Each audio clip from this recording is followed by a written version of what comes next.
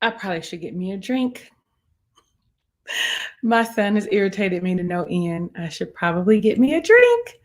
I wonder how my internet connection is doing on your end. I should probably get me a drink. Shit. I'm late because I was fussing. Hello, y'all. What's up? What's going on? Hi, everybody. Come on into the room. I am not going to do a pre-recorded video review and recap. I am not. This week is just not been a week for me to feel like sitting, watching, recording, editing, and uploading. We're going to do it together right here, right now. What's up, Marvina? What's up, Kim? What's up, Marquita? Hey, fam, you chick. Listen.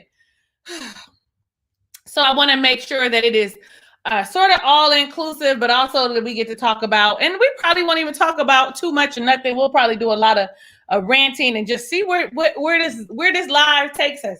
Is this really going to be a Married at First Sight recap and review live chat? Or are we just going to be, I don't know, bullshitting? Because the way that kid just got on my nerves, got my living room looking a hot-ass mess. Child, I got a mask, like, listen, food, I tell him, don't eat in my living room. And then it was sitting, listen to me ranting. I probably need me a drink. Hey, J-Dub. Hey, DVG. Hey, Evita. Hey, Kelly. Listen.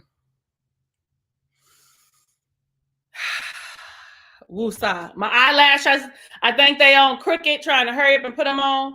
Listen. We are going to just review. And hey, Jay, we're going to review and chat and rant and do whatever we feel like it this Friday afternoon, late afternoon, evening, depending on where you are, because it's only 4:15 here in LA. And I know it's like 7 something where most of y'all at. If I leave a link in my cousin's book on, hey, yes, absolutely. Please. Did you want to put the link in here? What is the book about, Cliff? Are we going to be mad about the book? What's going on? Where is my oldest production assistant? The oldest one, not the youngest one. That way he could at least get me an alcoholic beverage. It is Friday. It is afternoon, and I should be able to have a drink. I am going to put the link in the chat. Look at me, y'all. Look at me. Look at me, looking like she prepared, looking like she know what she doing. Look at me. Is that Mr. Haunty? Anyway. Okay, I got my little rant over. Listen, as you come into the room, go ahead and give me good energy. I probably should have took some deep breaths before hitting go live, because I literally was like yelling at the top of my lung, like mothers do. Hey, Miss Hogg. I am ready to love, Evita. I'm excited about it. I'm gonna try to have it up on Saturdays. There's a couple of you in here that watch Snowfall, my Snowfall reviews. I have not done it this week, but I am, because I'm so vested in Snowfall. If you guys are not watching Snowfall, shame on you. Okay, shame on you. Oh, okay, good, Cliff. Then yeah, drop it in here and there. I probably, it's not gonna let me copy it, but nevertheless, yes, promote your family. Okay, so are we talking about Married at First Sight? Yes. What is this? Chapter 12. Season 12, episode 12, Must Love Dogs. I know we all watched it. I mean, I literally just finished watching it. Part of why I didn't want to record it. Like, I really, my spirit has not been like in the record, edit, upload mood. Not this week. Thank you, Sayla. Thank you. And I just threw this on, like, and put a little lipstick and a little earring on and did my hair like this, because I had it up here in a ponytail, child. Like, ooh, let me at least get presentable for somebody coming here and tell me that I look a hot mess. So we could just talk about Bree and Vince really quick, because they didn't have much going on. We saw them talk about what their month anniversary in the boat. The only thing I thought about when I when they talked about that in the bed was the fact that he was like, okay, so now that I took you on this boat ride, on this boat date, because it wasn't a ride, it was just docked, right? It was just like a houseboat with some chef people dine-in experience. And I mean, I just say just, because that's a big deal. If you have to pay for that out of your own pocket, then it is a big deal. But we know there's some type of stipend that's provided by Married at First Sight. But nonetheless, it was a grand gesture, right? But the thing that got me was the fact that he was like, well, what you gonna do for me? Now that I've done that for you, what you gonna do for me? I want to do this and this and this. I mean, he had a whole long list and then was like, yeah, I want you to take me to all these places. I thought to myself, well, that's a little selfish, and we can't be doing tit for tat. Like, what are we doing? What are we doing, sir? And why are we doing it? I didn't think that was, I'm sure he was just joking. But there's some truth in jest, honestly, like all of that to be like, ha, ha, ha. Yeah, no. Oh, D, thank you. I better turn my phone off. It sounds like somebody finna start doing questions and asking me stuff. Okay, look. See how I get sidetracked? We're gonna silence that in case that's one of my prospective boos hollering at me. Crack me up.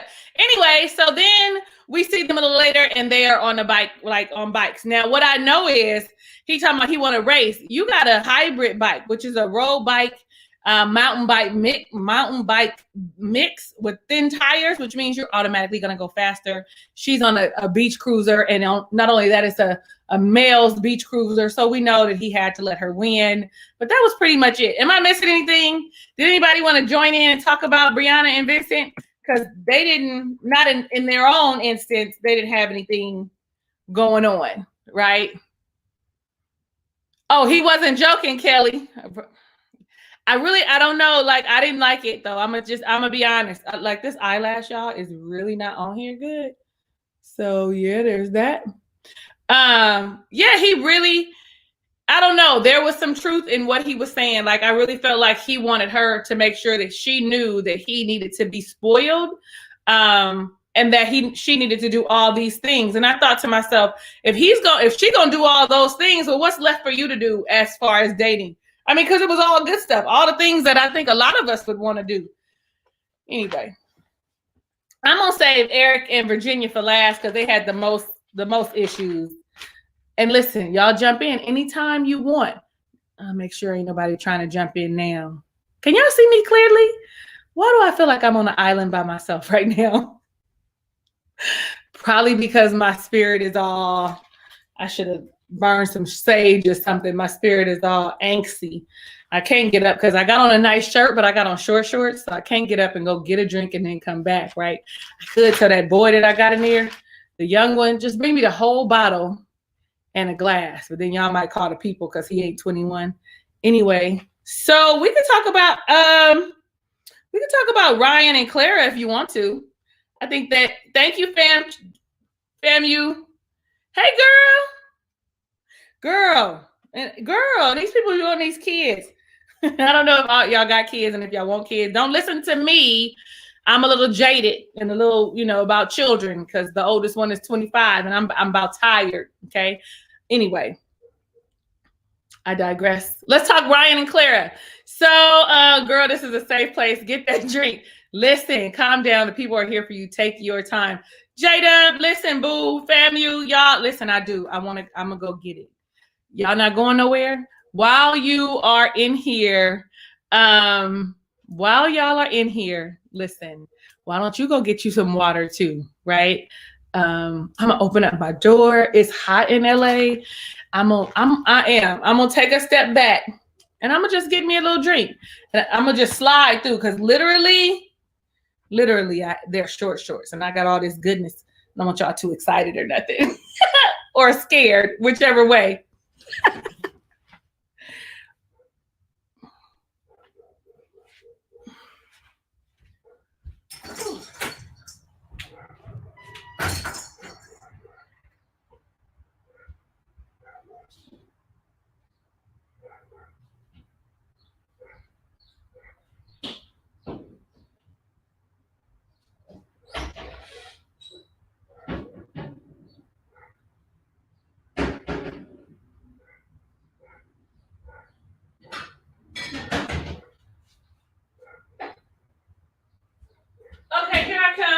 I know.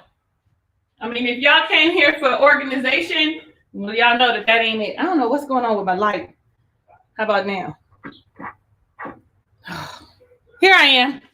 Here. As soon as I sat down, the light came on. Okay. I'm back.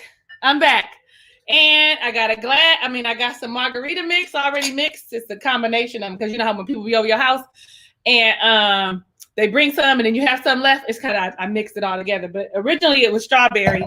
My ray of sunshine glass is dirty because I ain't washed dishes this morning and I drank me a mimosa. It's Friday. I'm working from home. I could have a mimosa. It seemed like it's a brand new bottle, but I promise you it's not. Hi, Anna, you can't have no drink, babe. My baby in your belly. I'd have to come find you and hurt you. I'm going to drink for you, okay? Listen, we're not going to drink the whole bottle while we on the live. We're not going to drink the whole bottle. But I'm back and I'm ready. And I'm already feeling better because I opened up my front door to let some air circulate. And boom, here we go. Oh, yeah. See, if I was more prepared, y'all know it would have strawberries and stuff in it. Whew, child. One more sip. Okay. Thank you for your patience. And even, I just want y'all to know something. I don't say it enough, but I'm grateful for you. Thank you so much. Because you know that if you come here to this live on my channel, there is no organization. It'd be all over the place. We be pulling shit from the sky. Sometimes we be on time with stuff. Sometimes we're not. Sometimes I'm having technical difficulties. Sometimes I'm not. Sometimes it's a lot chaotic over here. Sometimes it's not. Yes, cheers, DVG. Yes, rose wine. I could have opened some wine, but it would have took so long. You got to cork it. But then margarita was ready. Okay. All right. Ryan and Clara. They're going to have tantric yoga. Anybody ever do tantric yoga before? Anybody? It's very sexual, very sensual. And you could tell that Ryan, this is where his inexperience is definitely showing. Like he was like, it's not regular. Like when I do yoga, it's for my personal. Well, that's not what this yoga is. This is a couple yoga. This is to connect to unify your spirit, to have chemistry and connection so that it does something to you. I don't know. I know that every time I've done tantric yoga with someone, it was very, okay, let me not say every time. Because y'all do know that I like a certain type of man, or used to like a certain type of man. Let me say that. I used to have a certain type, and they weren't always so willing to participate. They would think it was weird. They would think that it was weird. Like, what are we doing? And it actually, if you just let yourself, even something as simple as just being next to each other and breathing together, it does something to the synchronicity of you and makes your intimate time, your adult time more kismic, more electrifying. So yeah, but it looked funny and sexy. Okay, I'm gonna speak on it. It's really, I think you should try it. If you got a boo, it's Friday. Yes, honey. Yes, Jay. If you've been waiting on me since Wednesday, Coco, listen, you're not late. It was a lot of shenanigans in the beginning. It was a lot of shenanigans. You ain't missed nothing. We only on Ryan and Clara. And the fact of the matter is, it's very sensual. Don't be afraid. Even if, let's say you got a boo, right? Okay, come on, Cliff. Come on into the room. So even if you have like a boo, listen, tonight, try that whole breathing together. Just like spooned, and then connect your breath. And if you connect your breath, that is really what tantric yoga is about connecting, aligning kind of spiritually. Ryan doesn't want to do anything sexual with Clara. He doesn't. And this right now felt like it was really awkward for him and uncomfortable for him. Like, this is where his sexual inexperience showed. It was like, you see how kids do and they be goofy and they be laughing. That's how it felt. I can't decide who's at fault, Ryan or Clara. They both wrong. I think Clara definitely needs to stop begging for sex. I think Clara needs to definitely pull up a little bit and stop giving him what she's been giving him. Listen, because the only other thing they talked about, y'all, these notes that I have, the only other thing that they talked about was the dog, Miss Miska. That ain't nothing.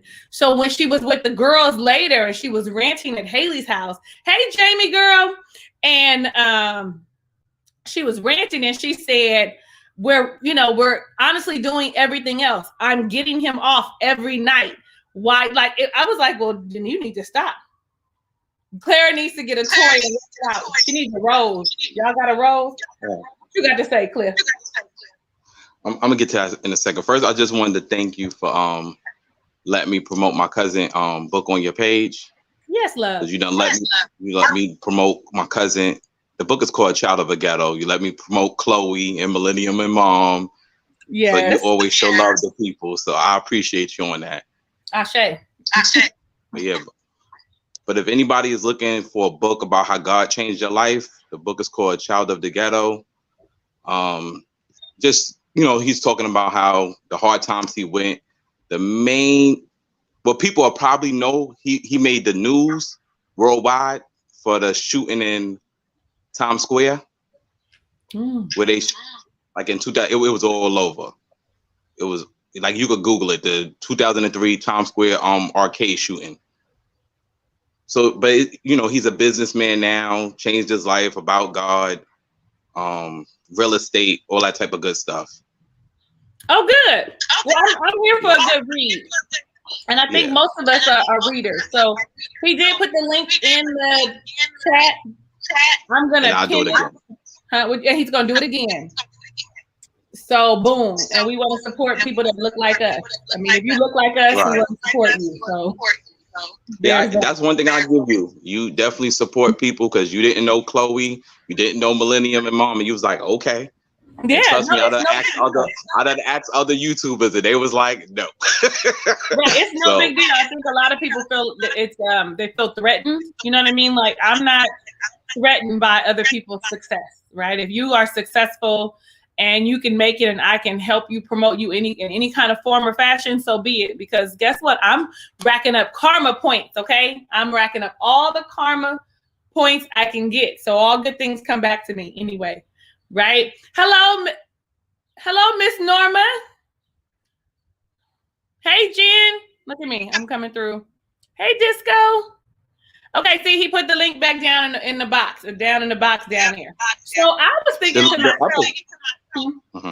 Go ahead. Go ahead. I'm sorry. They gonna hear me talking anyway. You go ahead. Okay.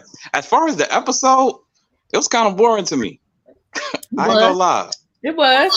It was slow. It was kind of boring. Wasn't enough Paige on there, so that was like whatever.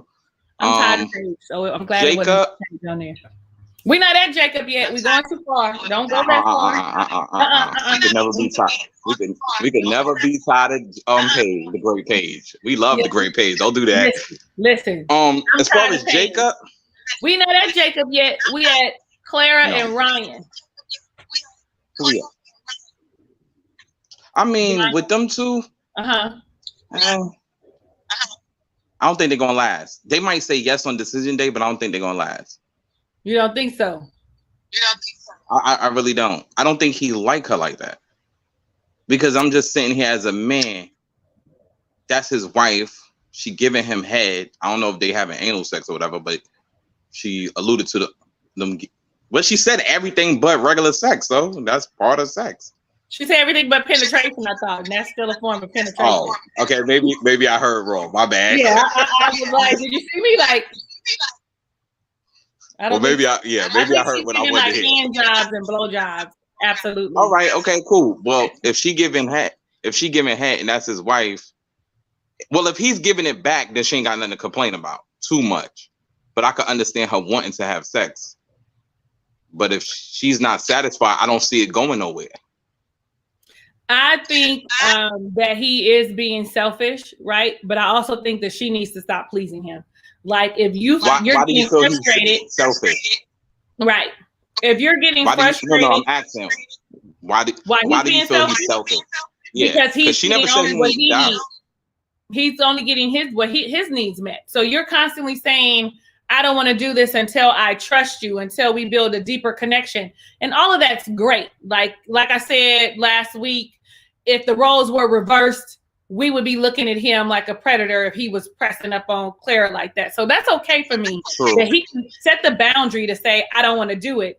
But in that same breath, you cannot ask her to jerk you off and to give you sloppy toppy if you aren't going to satisfy her needs as well. But what if he eating her out though? He not. She never said. How we know? He not. You don't think so? No, he not. You could tell. So you just think he like, all right, get off me? Yeah. he pretty much getting his happy ending and falling asleep, like smiling at her and being goofy, and she just going with it. And yeah, I don't understand why he's going to a certain spot, certain point and stopping either. But I really think that she needs to take control and set the boundary. Like, I'm not going to do this. If I'm not getting any pleasure out of it, I'm not going to do it. It is her responsibility to take, to set that boundary. If you're not getting anything, I mean, and who's to say what she's telling him? She's probably saying stuff like, well, I'm happy with pleasing you until you're ready. And she's lying. Like, she's lying. So, hi, Jordy. What's up, Jordy? Now you're right about that. She have to stop it if it's a big deal like that. Absolutely. That's the same thing FAMU just said. She said Ryan needs to stop accepting unless he's willing to give. Plain. But see, that's the only part I'm wondering if he's doing the same in return, and she just wants penetration. He ain't doing nothing because she would not be as frustrated. I don't know. Let's ask everybody. What y'all think? Do you think that she is getting some type of fulfillment, some type of pleasure? There's the word I want. Easy word. Some type of pleasure in their relationship. Like we know that she's doing something to him. Is he doing something in return? I don't think so. Girl, no. People expect others to respond as they would. Just speak up. No, she is not at all. Clara screaming about getting him off every night to a group of people at the end of the episode had me rolling. I wish I could see Ryan's face. Yes, she has told him too much of her sexual past, I think. And it's turning him off. Clara Chan's like, okay, look, she look like kind of like Mac tonight. Y'all don't know. Y'all probably too young. He is not returning favor. So see, Cliff, he is not. Every woman on here is saying that he is not returning the favor. Every single one of us. I'm gonna put the link back in here one more time in case someone wants to grace us with their presence. You guys might be right. Yeah. I don't know. Look at Jordy. She wants the peen in her vagina. You might be right, unless that's just not good enough for her. No, I think that nothing's happening. He's not doing no teenage grinding. Well, he might be grinding. That might be getting her all excited, but he ain't putting his hands in there. He ain't putting his mouth in there. He probably not even kissing her good. Like, I just don't know. I saw a comment on another channel. Clara is the girl from high school performing favors for the boys in the bathroom. He complains about not being invited to the prom. Huh. You think he using them fingers, Miss Norma? I don't know. Because I don't think she's getting anything, because I feel like if she was getting some type of satisfaction, it would not be so frustrating. It would be like, I want the peen, but I am getting satisfied. That's something that I want. But there's some women who's not crazy about oral. Oh, there are some women who aren't. She could be one of them. I don't know. I don't know why they wouldn't be crazy about it. They need somebody else to try it. Whoever been doing it was doing it wrong. Okay, listen. Haley said you're getting nothing, and Claire said right. Ryan is falling asleep with no lights or TV. Lights out, Miss King. Yes, you can tell it's a no because they show no affection. It's a little weird, but she's moving in. See, I wanted to go live last week, but y'all, my life be busy. Let me see. He ain't putting his mouth in there. Oh my God. Okay, Ryan is getting satisfied. That's all that matters to him right now. Hey, Miss Whitney, he does not love her at this point, so why work to satisfy her? Who's gonna tell her no though? Huh? I mean, I said, what dude gonna say no? Don't give me head. No, I don't want it. Most are not. Absolutely. A man, I don't know many men that don't and he might not know how she really feel, because it sounds like she tells everybody else how much it bothers her, but him. And this remind me of from season 9, Iris and what was her husband name? Keith always told the camera his issues and never her. So this sounded like the same thing. Yeah. I'm in agreement. Clara wants to be with this ambiguous person. And listen, the thing is, she said, I want an ambiguous and racially ambiguous man. Well, she got somebody who's ambiguous altogether, and not just in his ethnicity, but in how he communicates what he wants. Because every time somebody asks him how long or what's it gonna take, and all, he never has an answer. So at this point, though, we could be looking at what's his face, Ryan, is selfish. We have to tell her that she needs to be able to set those boundaries and tell him, I'm sorry, you're gonna go to bed with Blue Balls. I'm sorry. And what are you excited about? First off, if you don't like me, what are you excited about? What are we doing? I think she needs to be like Jacob and clearly ask him if he likes her. Because I, honest to God, don't think he like her. Well, he might be letting her move in. You don't think he likes her? They moving boxes in already. I mean, they married, so I'm sure he'll give it the try. But I don't feel like he's into her like that. I could be wrong. Listen, I hope any marriage that happens, I hope it work out. But I just don't feel like he's into her like that. Because they're already married. They are already married. She talks a lot. I know he don't like that, which I can understand. Well, I don't think that he minds that she talks a lot, but she says nothing when she talks. I think not from the early episodes. He wasn't too crazy about it. I think it's not that he said he like quiet time. I think it's about what she's saying when she's talking. You know what I'm saying? Like, she's not saying anything. I really feel like he likes a woman that is intellectual, and she is not stimulating him in that manner, but every other manner she is. So you think he's sexually attracted to her? Huh? You think he's sexually attracted to her? I don't know. I don't think that either. I never had a man who was sexually attracted to me not wanna. Oh, come on, Rosemary. I've never had a man who was sexually attracted to me be talking about they want to wait till trust built up. They'd be like, we're gonna just take this chance and see if something happens. Hi, Rosemary. Welcome, love. Hello. Hey, y'all. Hey, Cliff. Your phone is trash. You need Jesus. But I still love you, though. It's my connection. No matter what device I'm on, it's the service out here. Oh, you must be in Concord. Okay. I would say with Ryan and Clara, I think Clara ruined it for herself on the night of the honeymoon when she got to running down to him, all the men she slept with, and the frat boys and the athletes and all of that. And Ryan is a Gemini, so as soon as you say it to him, he thinks visual. Yes. And I don't know any other Geminis that's on here, but like intimacy for us is communication. We really don't care what you look like. If you communicating with us and it's a good conversation, you got us. That's what we like. And I think that Clara can't really get into, I think you said before, he wants a woke. She could be white, but she needs to be woke. She needs to be aware of like social issues and really she hasn't got him mentally yet. Absolutely. And I agree with you 100%. I forgot that he was a Gemini. I have a best friend that's a Gemini. And if you cannot hold a conversation, she gives you like 2 phone calls. If you can't hold a conversation, you're out. I'm always like, maybe he's nervous.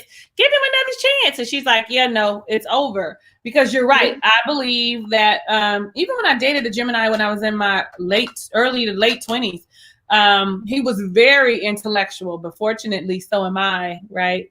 Yeah. I'd be just tooting my own horn. You got to forgive me. Virgos and Gemini get along very well. So, I can see that. I totally agree with that. Absolutely, Rose. Absolutely. And look, I'm beating short in your name, so let me not. Rose. That's okay. No, it's fine. Okay.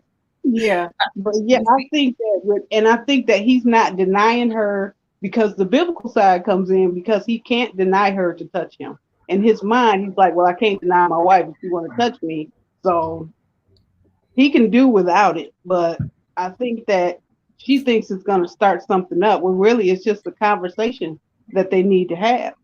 And until she gets that communication down, she's not going to get anything from him. I'm in agreement. She has to be able to articulate her wants and needs, and be able to articulate, not necessarily on the level that he is, but be present when he's talking. You know what I'm saying? Like, be present, act like you care, but really don't. I don't know. I'm so confused when it comes to them, because I want her to stand in her truth, which is, you're not giving me anything, so I'm not going to give you anything too. It's very selfish. But in that next breath, I want, I want her to articulate with him, and have conversations that are of some type of meaning and depth. But that's not what's going to happen. So, J-Dub is like, Ryan's fake deep. FAMU says he can't say no. And I just put Miss Norma up here because I clicked her photo and I said, look at her. She's so pretty. Y'all got to excuse me, honey. A diva photo, y'all better catch them eyes, okay? Listen, my bad, y'all. I be having moments. I think that if she had had the conversation with him that she had with the girls, she would have went a whole ways forward with that conversation. I think that would have made a big difference with them. You're right, and you know what?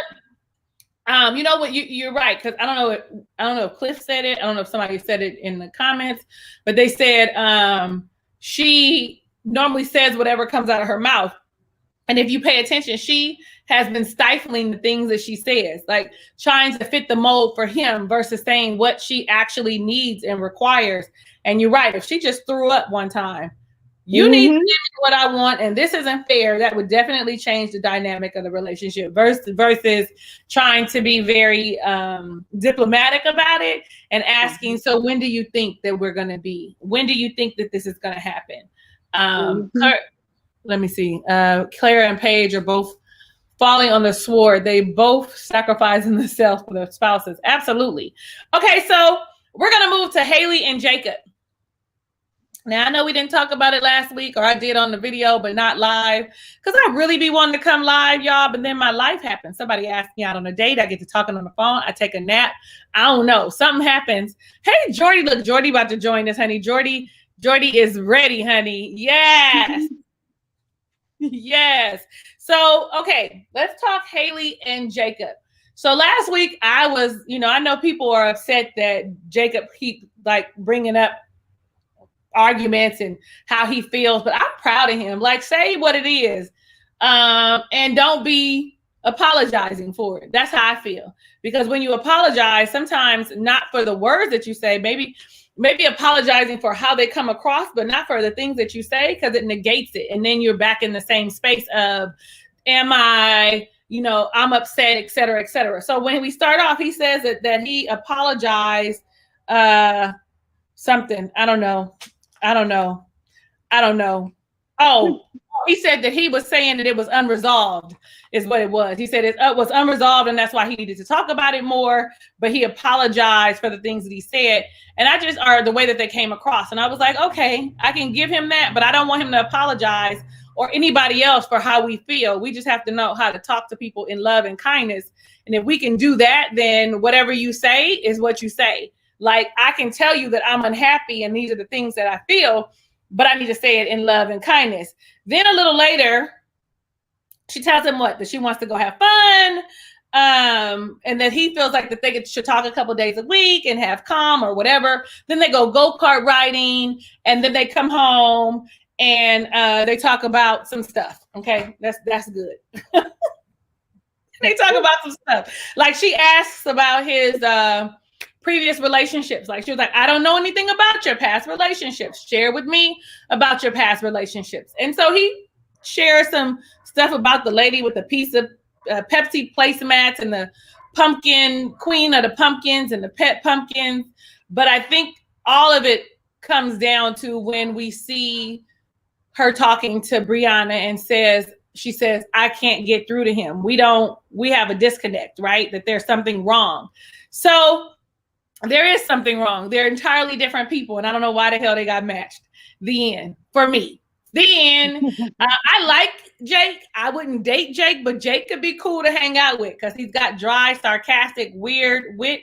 But I wouldn't date him, right? And Haley, I would never be friends with ever in my life. Like there's nothing about Haley that says I want to be your friend, but it seems like the ladies like her.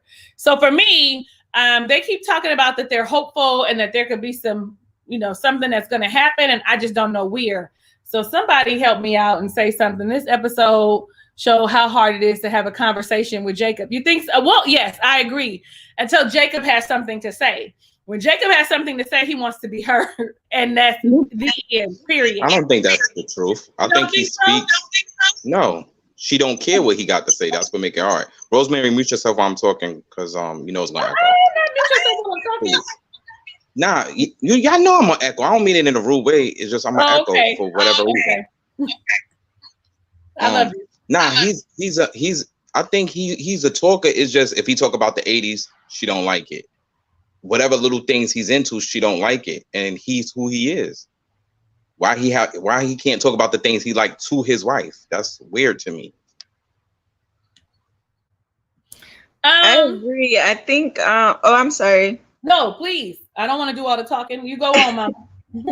No, I was going to say I think people are, when they're watching the episodes are the segments between Jacob and Haley. A lot of the people who are taking up for Haley are taking Haley scene by scene or episode by episode rather than as an overall Haley, as everything that she has done to lead Jacob to be to this point. Jacob didn't just wake up one day and say, he's kind of checked out, because to me, he seems checked out at this point because he realizes that she don't like him. She's not attracted to him. She won't hug him. She doesn't want to kiss him. She cringes when she has to hug him. And then when he's in the room with her, he feels like she looks past him. That's an awful feeling. So at this point, even if your conversation to me is valid, or even if you're genuinely coming to me to have a conversation or get to know me, I don't really care anymore because you already tell me in so many ways and so many signs that you don't like me. So why should I care what you have to say? So I feel like that's where Jacob is. Why do I care what you have to say? Why do I care that you're now making this so-called effort to get to know me when I was giving you my all, you were just like, no, I don't want it. That's okay. It's fine. Like, I don't blame Jacob. I'm Team Jacob, okay? Haley can't go on. She's a bully. She's a bully. She's rude. She's disrespectful. And then she's the kind of person that will slap you and then I don't understand why they're upset with me because no, don't like her. Don't like her. She can't go somewhere. I do favor Jacob over Haley. Honestly, all the time. I'm going to say it all the time. And probably because I feel like for me, he's just a little different. And it takes him a little time to warm up. They are definitely a mismatch. The end. Haley is not meant for him. Jacob is not meant for her. They are a definite mismatch. I still have not figured out why they are together. As a matter of fact, in my notes, I wrote down that she looks at him like, why are we matched? Like when you look at them talking in the pumpkin patch and he says stuff and he, like with the whole, put the pumpkin over your head, put him in the cart and push, like kids do or whatever. You could see in her, the way she looked at him, it was like, why are we matched? Like, you're beneath me. Like, why would you do such a silly thing? And it's just him being a guy, like, and having a good time talking to Vincent. So I don't know what they were thinking.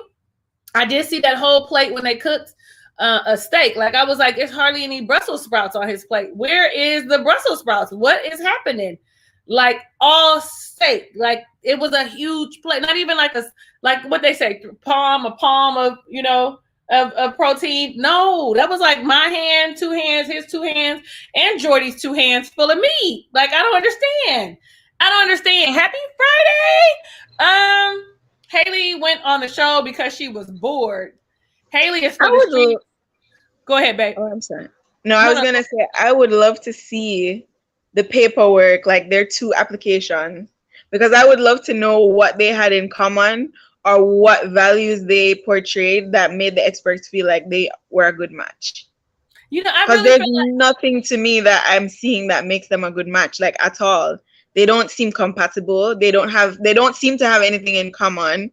You know, Haley seems really uppity, and you know, Jacob is quirky and down to earth and kind of a different cup of tea. You know, it's like I don't see how there's like no values, nothing that makes me think, oh, I can see why. Right. Yeah, I'm not seeing it.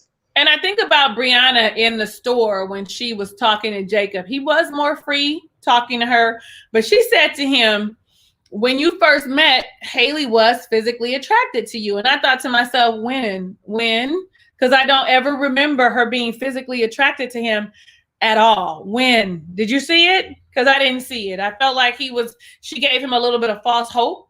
But also I heard Haley say his jokes turned her off. Like we don't get to see him joke. Like she's not getting it. His jokes are very much so dry wit and sarcastic. And if you don't get it, you don't get it. So, I'm gonna speak on it. Says, I know. I was like, come and eat some salmon, Jacob. Okay, so let's talk about Paige and Chris. I mean, they didn't really have much going on, right? Which was really good. I was glad to see Paige's brother come for a visit with his wife, Christina. Cannot remember what the brother's name is. But I want you to know I felt like the sister-in-law was like hurt and appalled and couldn't understand why all these things were happening. Like this was all news to her about the baby and the divorce. She was like, and she looked like she was like aching for her sister-in-law. Like, oh, my poor sis, like, oh my God, I'm sorry that this is happening to you. But Paige finally, understands that, she was devalued as a woman and that she lost herself. Like she said that last week about not being in love with the idea of being married versus actually being married, which is huge. I've been saying that she needed to choose herself, and she finally is now like honing in, harping on, I need to choose myself. It's important that I choose myself. Now she needs to figure out what that looks like though. Because if she does not do any work, then what's going to happen is you're going to fall into the same trap. When you meet another guy, you're not going to choose yourself. So what does I choose myself actually look like? That's what I talk to my clients about.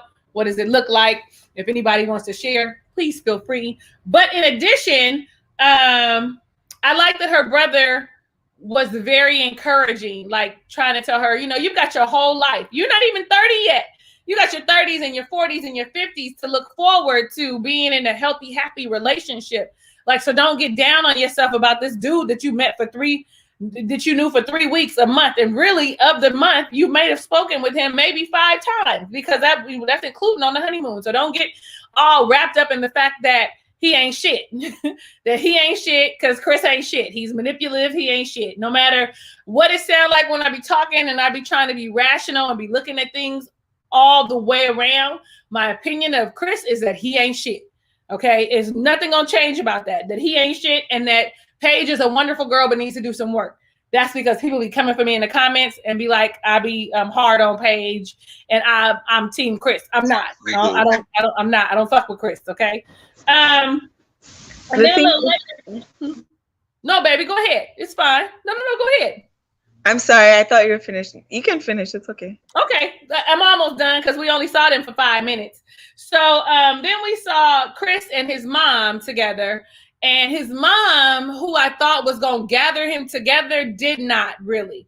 Like, and I don't understand it because he was like, my mama be saying slick stuff. So I was like, yes, I'm with mom saying slick shit because I be saying slick shit all the time to the 25-year-old and the 13-year-old, like slick as fuck. So come on, mama. But you know, the one thing that she did say was, do you blame her for not answering your phone calls? Do you blame her? You shouldn't, because you got a whole ass baby on the way with your ex-fiance. So you shouldn't be surprised if she don't want to holler at you, that she don't want to make any effort. Let me see, did I say mom? Nope, that was it. And then she said she really wasn't shocked that things ended the way that they would. Like, you know your child better than anybody else knows their child. So there's that. Okay, go Jordy. No, I was just going to say, because somebody in the comments said Paige should have had boundaries. I think it was J. Antoinette. And I think that a lot of the times, this is where people go wrong with their boundaries. They make their boundaries a suggestion instead of, this is my boundary, and if you do not abide by my boundary, then I'm out, and then you stick into that, right? Because Paige allowed Chris to treat her, and I don't want to sit and victim blame, because I don't know what's going on in Paige's head. I don't know, you know, where she's coming from. But we're all speculating. We making up a story. Okay, so you say whatever you want to say. So it's like Paige allowed Chris to treat her the way he treats her.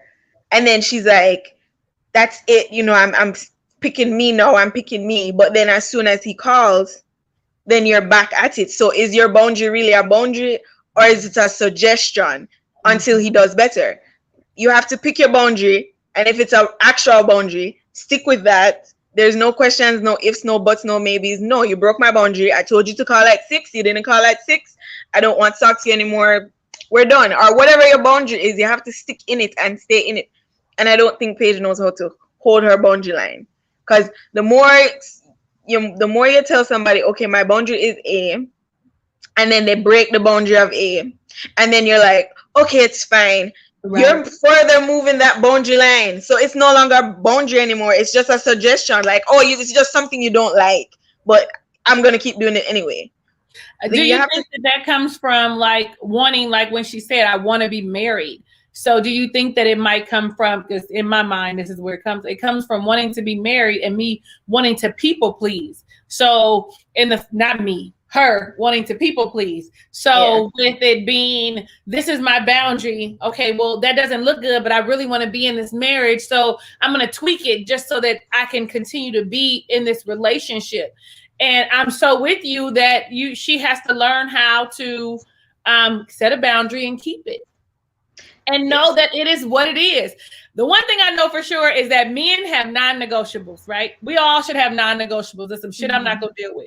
If you meet a man and he tells you he has a non-negotiable, let's say it is for something easy, he doesn't like women that smoke cigarettes. The moment you say, oh, well, I used to smoke cigarettes, he'll be fine. The moment you have a lapse and you start smoking cigarettes, you are out. There is no question about it. Men have non-negotiables, boundaries, expectations that they keep and they set, and there is no changing them. No matter how good you are to them, this is a non-negotiable. I'm out. And I feel like we don't do that enough. Sometimes we be a little unreasonable, but most times one of the biggest things is respect and how you treat me. That's a huge boundary and non-negotiable that as women we tend to fluctuate on. So I'm with you. Hey, yeah, I agree. I agree with that, because I see a lot of people who, like Paige mentioned that she was already in a relationship where she had to step in and be the stepmom, and it didn't really sound like something that she liked. You will hear a lot of women say that my big deal breaker is cheating. Okay, well, your man is now on cheatation number 5 and you're still there. So is it really a deal breaker, or is it a suggestion? You know, it's a suggestion, or is it like a threat to say, if you do it, I'm going to leave. Oh, but the next time you do it, I'm going to leave. Okay, one more chance, I'm going to leave. Like, no, you need to leave. Just go. You don't have to explain. My boundary is, you've now broken that boundary. I'm now leaving. Bye-bye. You know, and I hope Paige finds her voice in that and stands in it. I hope so too. And I think that this was a lesson that she needed. Like, I'm gonna keep it a man. if I had not experienced a lot of things that I have gone through in my life, would I have had those same boundaries, or would I have been a people pleaser? I think some experiences teach you how to set boundaries and keep them. Like, because after the fact, you realize, oh, girl, I was looking stupid. Why y'all didn't tell me I was looking stupid? And they'd be like, no, we told you. You just didn't hear us. And so hindsight is always 20/20. And hopefully her vision is 20/20, and she can see that, girl, you was looking stupid. And now she fixes it, right? So that's important. I feel like that's important. I hope that, because I'm tired of Paige moving like a yam head, and I'm tired of Chris moving like a yam scammer. The two of them need to go. I'm tired of the two of them. Paige, the yam head. I hope that she looks back and she's like, boy, I was really a yamisha on this show. Yamaha, yam squad. I hope so. I really, really hope so, Jordy. I hope so for her sake. But I think about when they talk about decision day, and she's in her hands and she's crying, this is so hard. I'm like, what is hard? But I understand her reasoning for feeling that way. Tell me. Listen, I don't want her to stay in there, but with her faith and her belief and how she look at marriage, she don't want it to fail. Like, everybody say, oh, you knew each other for a day, or you knew each other for a week. And to her, it doesn't matter. That's her husband. And she wanted to work. It's not going to work, but I understand her. I love the advice the brother gave. I believe Paige is amazing, and she's going to make a great wife to someone else. I believe Chris, in a few years, will look back and regret it. Me at 27 and me at when I was even 30 are two different people. You understand what I'm saying? Like, and him at 27, he don't see the nonsense I believe he do. Even the fact that he can't take criticism from his people is weird to me. I understood when he didn't want to hear Eric in Virginia, but when a pastor is telling you, hey, you're wrong on this, you're wrong on that, and he wasn't willing, he got growing to do. I don't think he's a horrible guy. I think he was matched with somebody he's not attracted to, and he has growing to do. He's not ready to be married. But I think Paige is going to make an amazing wife for someone. You know what? I can't disagree with you at all, Cliff, on that. I do believe that she is going to make an amazing wife for someone someday. And I get you wanting to uphold your vows and how, you believe that God brought this together. But at some point, we have to take, well, this is her point. Let me just say that this was her breaking point, that at some point we have to understand that God also does not want us sitting here looking like fools and being in relationships that are going to cause us harm, hurt, or danger. Anyway. Y'all got anything else? I agree with Cliff as well. And I understand the faith part of it, because faith will make you feel like, I can say for myself, right? Faith will make you feel like even if something happened to you, that you're wrong. Sometimes, not all churches, but some church teachings can make you feel like even if you're right, you're wrong, right? And I will share just a snippet. I won't go into too much detail, but I was kidnapped and raped. So I'm a rape survivor and a kidnap survivor. And there was no community for me in the church, because instead of me being pure because I was a virgin, I'm now impure. Mm-hmm. I'm now what man is going to want me now, because you were kidnapped, you were raped. Who's going to want you? So I can understand Paige, and I can understand her struggles, because I went through them myself. And it's sad. It's sad when you're like so caught up in, well, the Bible says, and the Bible says, and the Bible says, and the Bible says, to the point where it's like, well, what do you say? Yeah. Because you have a voice as well, So I agree with Cliff. I do understand, where Paige comes from. Thank you for sharing that, for trusting us with that. It's a safe space, and we definitely honor you for sharing that with us, Jordy. Listen, I'm going to go into my whole wife coach mode. Let me come out and go back to playing regular me. But I'm really grateful for that. I'm sure that there are several of us that can probably relate. And when I think about spirituality, because I won't say religion, I always think to myself, I am the church, right? And though they say a lot of things of what and this and that, because I have been in the ridicule position, what does God, the God in me, resonate with? What does his spirit say to me? So that's how but then, that's grown ass me, right? 20-something-year-old me was not that was not this enlightened and did not have this much wisdom, but we all go through something so that we can be able to teach someone else. And so I think we've all learned a lesson. I think I saw somewhere in here about, I think it was Miss Norma that talked about her marriage. Like, we've all been through some stuff that has put us in a place where we are wiser now. And this is Paige's awakening. I feel like at 26 years old, for this to be her awakening, she got off easy. She got off easy for this to be her awakening. What you want to say? Jordy. Yeah, Jordy, I commend you for saying that, because whether you know it or not, somebody who watched this video, you might help them just to be able to say them words, because that's hard in itself. And I have friends who've been through that. So I have to commend you. As far as the church, I don't know why they would have said that, but just like God is out there, the devil is out there. So you don't have nothing to be ashamed about because it wasn't your fault. But bless you for saying that. That's what I wanted to say on that manner. Thank you, Thank Cliff. you. Thank Yeah, you. It took years. It took years for me to be able to talk about it, but thank you. Thank you. It's not even my story, and I'm talking about thank you, Cliff. I appreciate it. No, I mean, it took years. I mean, it took a while for me to be able to openly discuss it, because I believed it. I believed I was like, nobody's gonna want me. I'm like damaged goods now. But thank you guys. I see the comments. Thank you guys so much. Yeah, we know you're not damaged, honey. You be coming in here dropping all kinds of knowledge. knowledge. You don't know, like I said, there's other women who've been through it, and they could see this and see you talk about it and feel better within themselves, because you never know. Well, you would know what they're going through, right? But maybe their loved ones don't. So you could relate. So they'll see this and they could relate. Somebody's word is very, very helpful when you think you're by yourself. Absolutely. The reason the people are drawn to you by your testimony or the things that you go through, because they can relate to them better, right? I can relate to you now that I see that you look like me, sound like me, and have experiences mine. So you're not going to pass judgment on me because you've been in a specific place, right? So yeah, before I get too heavy and then we all be in here like having, moments and crying and carrying on, we're going to talk about Eric and Virginia. Oh my days. We're going to talk about Eric and Virginia. All I want to say is Eric can be a bit of an asshole. That was the first thing that I wrote down. But then,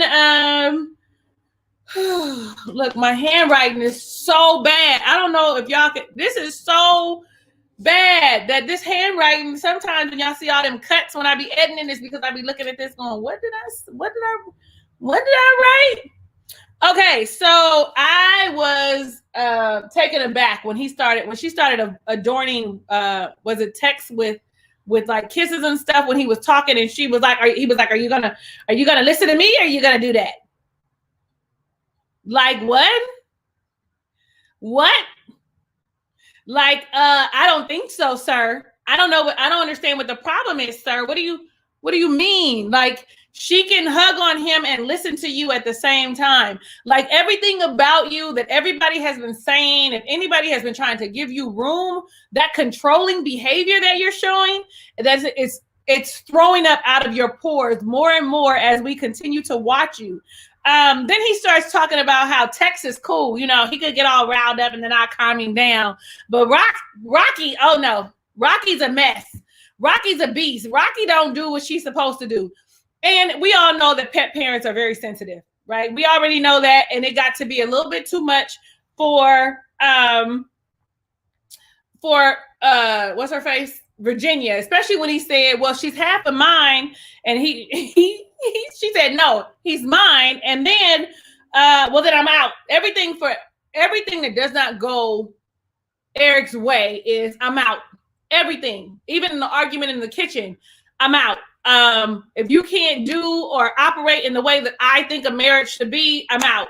I get her being gone for 30 to 40 minutes, right? That they in the bar partying and then you disappear for 30, 40 minutes. You do get a little worried, right? You do feel a kind of way. But explain that to her in a different way than making her feel like you wrong and you should have been where I could see you or whatever. But she probably should have been where he, you know, you don't leave, you don't go disappear. If I go to the club with you, if I go out with you, I'm not going to be gone 30 minutes in the bathroom. Even though sometimes the line at the ladies' room is pretty long. Just fellas, y'all don't know. We be sneaking to the men's room because the line be long sometimes.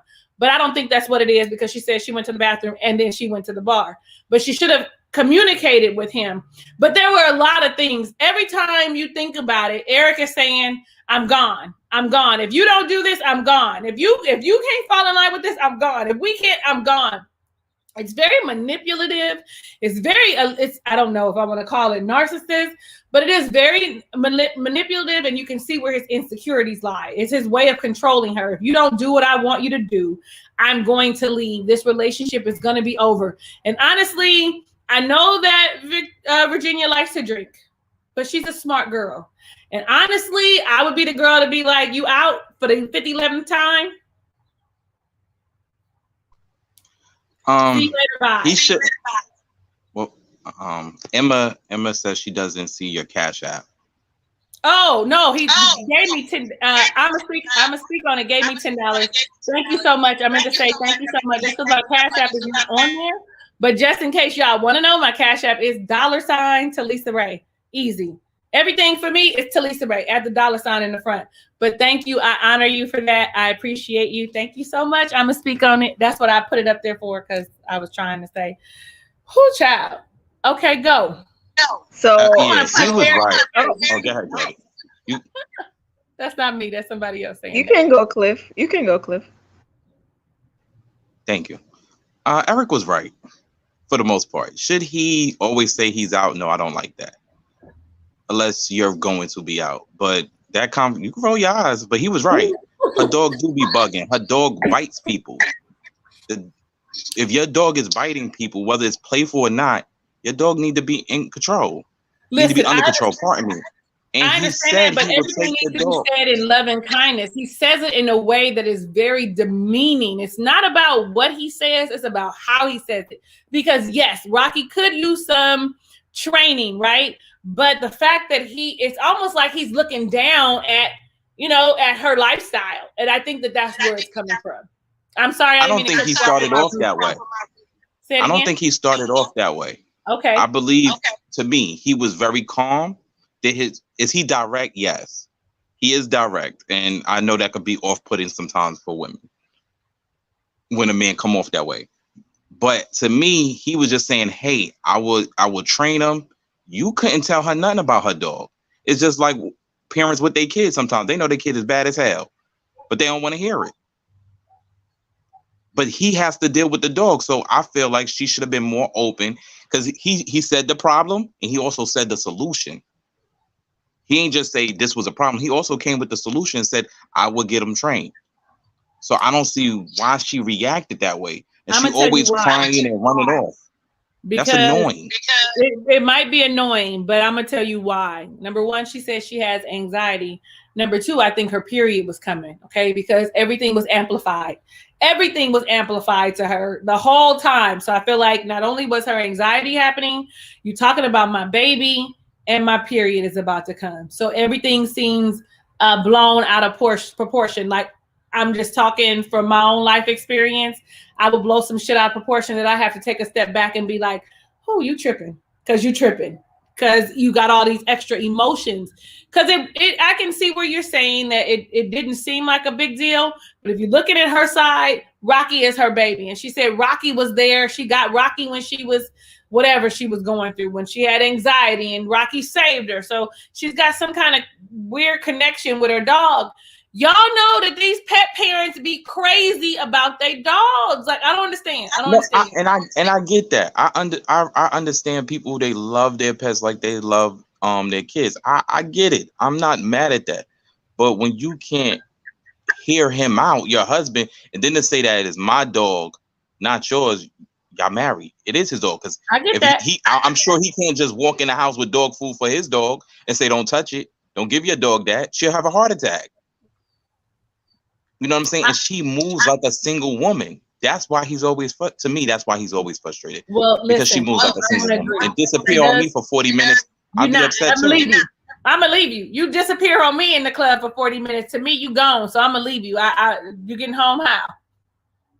But I'm petty. So I don't know. I'm petty. I'm not gonna even pretend like I'm not. I've been sitting here looking for you for 30, 40 minutes. Think about that as a woman looking for a man. If I've been looking for you for 30, 40 minutes, yo, I'm leaving. And I'm gonna send you a text message. See, me, I'm the type that'll be worried because I'm the type to think something happened. So then I'm searching. My head is going everywhere. Somebody hurt her. I'm about to clap this dude. Like my head's just gonna go all over the place because I'm gonna get so angry. And then when I find you and you're okay, I'm gonna be mad. I'm gonna be relieved that you're okay, but I'm gonna be mad. He probably thought something really happened to her, but she just like, oh, whatever. She don't care. I don't know if she doesn't care, but I think that she really is trying to. I'm gonna let you have it, Jordy. I don't think that she doesn't care. I don't think she really understands. You know what I mean? Like, I really don't think she thinks like you said, she does still have like a single mind frame, and she keeps talking about how overwhelmed she is because she feels like he wants her to change. I'm changing for you. I'm changing for you. When she doesn't realize that you automatically do change when you get into this like committed relationship. You don't change as a person, but some of the things you do move a little differently. You're still innately the same person, but some things have to change. And I don't really think she understands like the full thing about being marriage. And that's how come he keeps hollering, the way marriage works. That shit gets on my nerves. The way marriage works, I just think I don't like Eric. Okay. Why that get on your nerves? Because he does not have the end all be all on marriage. Like if you he know more than her. Does he really? Because honestly, big facts. His relationship. What relationship she got? What relationship she got? The relationship. She been bouncing around. What relationship he got? He was in a marriage for 6 years. For 6 years, it failed. It did not work. Okay, but so you trying to tell me that failures don't give you experience? That what you're gonna tell me? I'm not saying that they don't, but what he's doing is saying that relationship is how he's basing most things off of. If you listen to a couple episodes ago, he's been basing everybody off of that relationship, and that ain't work. So no, it didn't work. But to act like he don't have experience or know how a relationship is supposed to be would be silly. Because he do. The man got. I'm going to listen to him over her because she don't have no experience. Well, she got something, but what she got is common sense. What I do think is that they need to set boundaries for their relationship together. That instead of you constantly telling me how you think relationships should work and how it should work and what you know about relationships, why don't we talk about our relationship and how we're going to make our relationship work together? How are we going to collectively move as a unit? Quit fucking telling me about what you know. And let's talk about what we should do together. But the things he say is common sense. No. Like listen, in a relationship, you can't go spend a night on another man's couch. Well, we know that. In a relationship, I'm going to call and check up on you. We know that's common sense. Okay, we know that's crazy for her to even. We dealing with her. We can't even count that. Why not? He's dealing with her. We gotta count it. We can't. He's count not dealing with a normal woman. I'm talking about. We all know here that that's stupid. We all know that her sleeping on a man's couch. But she doesn't know that. That's my point. But we got to go for what he's dealing with. She doesn't know that how she's supposed to move, and this is why he keeps repeating that. Here's my point. This is the point that I'm trying to make. The fact that he can't keep telling her, forcing on her, because what her issue is that she feels controlled. So he keeps forcing her to conform to what he wants and how he thinks the marriage should operate. Granted, he does have very good ideas. Yes, it is common sense that some of these things should happen, but what needs to happen now is that they need to have a conversation and he needs to find out what she thinks. Stop telling me what you fucking think. Tell me what you think, Virginia, and then we can tweak it together to figure out how does it work for us together, because your staunch conservative views are not going to work for Virginia. Virginia is a runner. She's a track star. She's going to leave. And what did he say? He'll be out. I don't think he's not. Listen. He is so smitten with her. Listen, you see one marriage in. You got one marriage that ended. All I'm saying, like he's not going. I'm sorry, Jordy. He's not going to let her run over. He's not going to let her do whatever she wants. It's the margarita. He's not gonna let her do what she want. Like, I used to think he was a beta dude, but he's not that beta. He's not gonna let her walk all over him and do what she wants. And that's what she want to do. That. But I think that they need to sit down and have a real, all bullshit aside, they need to sit down and have a conversation, a real conversation, because they're not having the hard conversations, and you hear them say it all the time. They really need to sit down and have a conversation and set boundaries for their marriage that they both come up with. Not just him, not just her, but what is compromise? What is a compromise for the two of them together? That whole 3C is serious. Communicate, and let's make some compromising so that we can be committed together in this relationship. So I get it. Like, I get that he does have very great points. I get that she's a loose cannon, but because they claim they want to be together and join together as one, they have to sit down and have a real conversation with emotion unattached, without the liquor, so that they could be clear and understand and set real boundaries for their marriage. Go, Jordy, before we start talking again. Go, Jordy, go, Jordy, go, Jordy, go.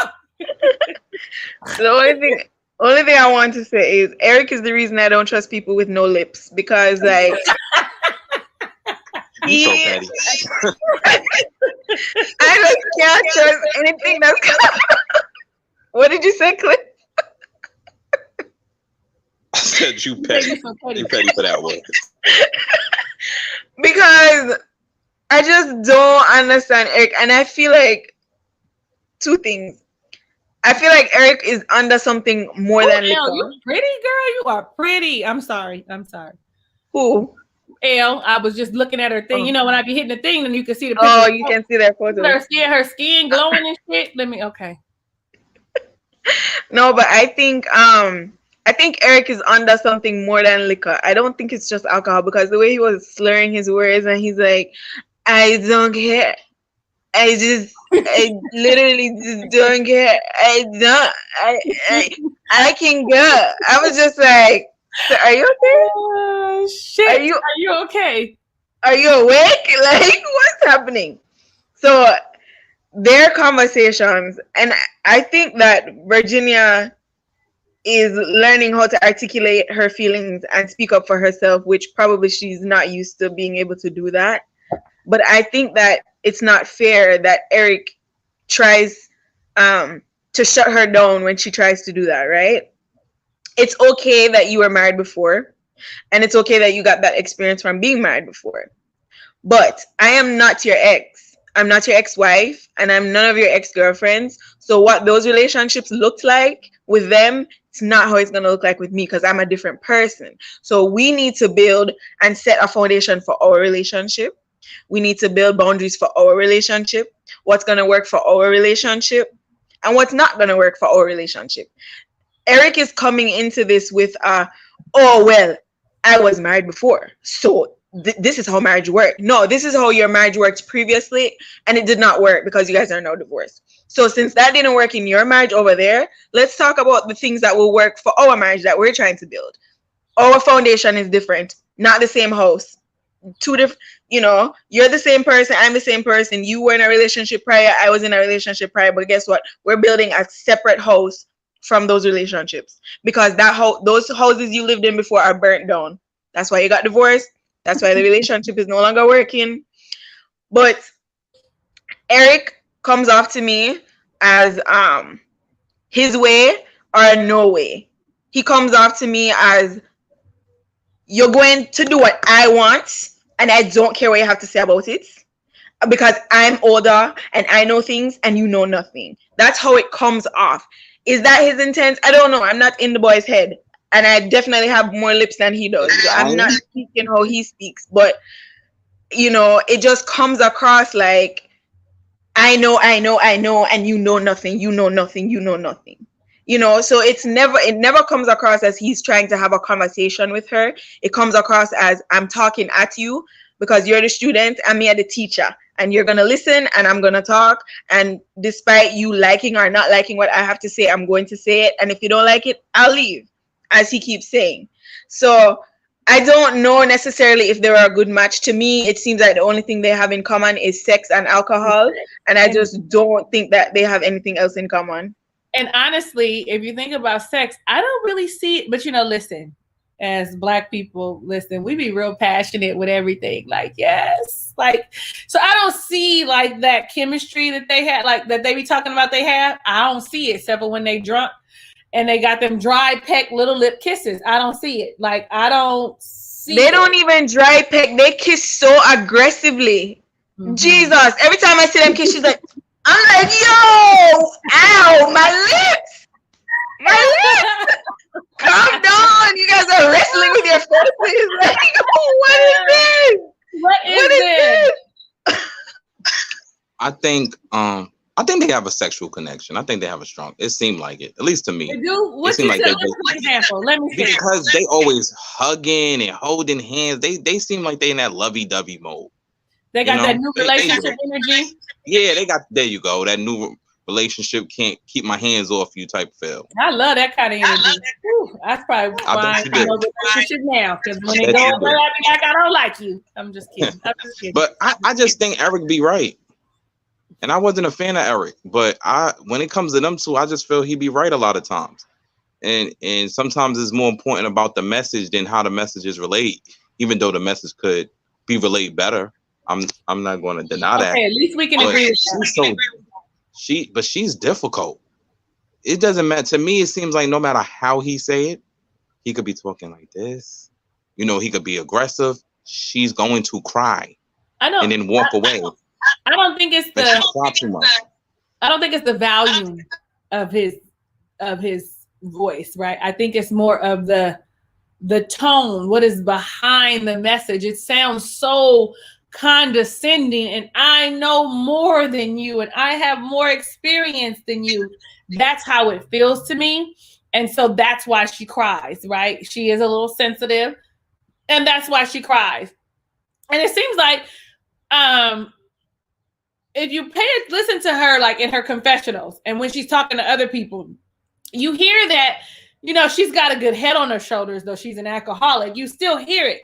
But when she gets with him, she has a hard time articulating how she feels. Like something about that domineering and submissive relationship they have is, I don't know, because she's not necessarily submissive, but he's definitely a dom. Like he's definitely trying to tell you, yeah, no, that ain't it, and you're gonna do what I said, and the end, period, point blank. And that might not work for them because they don't. A lot That's of why men, they gotta have a conversation. I know I wouldn't work well with a woman who call herself an alpha because we're gonna bump heads because there only could be one. So it wouldn't work for me.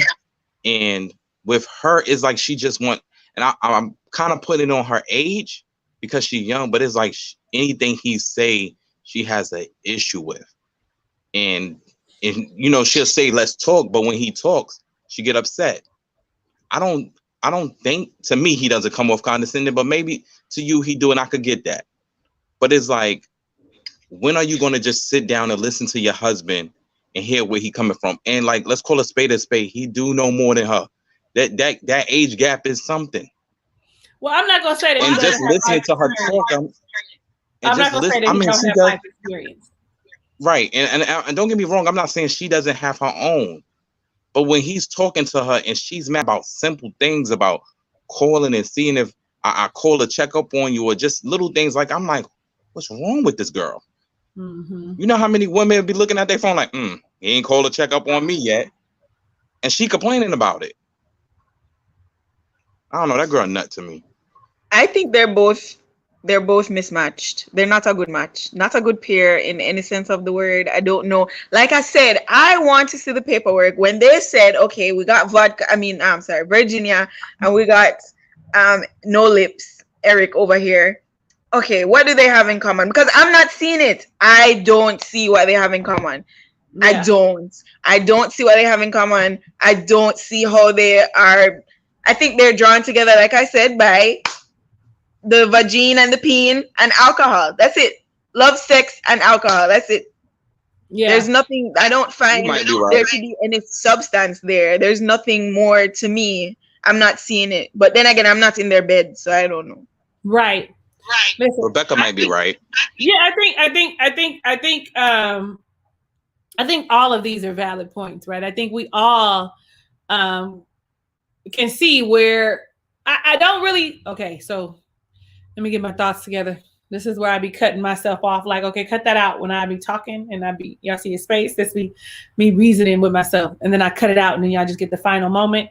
But I think that we haven't said anything good about the two of them. The end.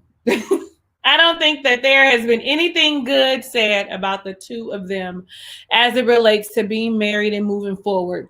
One sees things this way, one sees things that way. And I really hope that, you know, if they continue, which they may just say yes for yes sake, right? And then do a Katie and what's his name? I don't know. I can't remember his name. They look like Lindsay Lohan and Ashton Kutcher last season or whatever. What was their names? I can't remember. I think it was Derek. Wasn't it Derek? Yes, Derek. They're going to end up being separated by the time we get to the reveal or to the reunion show, because I can see them saying yes if they don't go and get like therapy, then and do some self work and be able to open up and really be vulnerable and understand that this is a safe space and we're growing together, not individually. That they're not going to make it. I just don't understand. Oh, I'm sorry. No, go ahead, babe. Go ahead. I was just gonna say I just don't understand how. I mean, I understand, but then I don't understand how, because I'm watching from the outside in. It's like, how can two people be so delusional? Because they have so many issues. And I don't have a dog in this fight because I don't have dogs. I'm from Jamaica. Jamaica dogs are guard dogs. They stay outside. They don't come inside. We don't hug and kiss them and do all of that stuff. Like, I don't have a dog in the dog fight. I'm not gonna even. But they have so many issues that they just keep on tucking under blankets and pillows and throwing in cupboards and just not addressing them. But then at the end of every argument with no resolution, they're like, but we're so in love. She's everything I've ever wanted. He's everything I've ever needed. Oh, my day. And I'm like, but how, guys, how? Like, make it make sense. I don't understand. I don't get it. So Rebecca says, what perfect relationship are we comparing them to? Because to her, they're fine. I don't think we're comparing them to a perfect relationship. I think that we're just saying that they need to find a middle ground and really have a conversation. I'm about to throw my 3 C's at y'all. Y'all know them C's? What's them C's? Yeah, Rebecca is funny. So, so the 3 C's: commitment, communication, and compromise. It's communication, compromise, and commitment is the way that they go. So I'm just saying, listen, I get though. I mean, we can all pretend like we ain't never been like delusional and had rose-colored glasses on and act like we didn't see. Like, I didn't been in relationships where I didn't see the forest for the trees, that I didn't see the red flags, right? Until it was too late, right? So yeah, you're absolutely right. We are looking at something from the outside in, and because we have evolved and we did all this work that we've done, so we can sit and say what we want to say. But if we take a look at what the real issue is, we've all been there, and that's how come we get to see it from a different perspective. Because I've been in the situation. See, like, all the couples idolize marriage, the idea of it. That's what Elle says. I'm gonna put it up so y'all can see it. I've been straight smitten and dumb. Listen. Look, I've done the same thing, and this is why I can't call Paige a yam head, because I have been Yamisha, Yamaha, yes. Yam Squad. Because like, this is why I can't call out certain things, because it's like, know that when you're looking from the outside in, it's very easy to pick out everybody else's flaws. When you're in something, it's hard to see it for yourself because you're in it.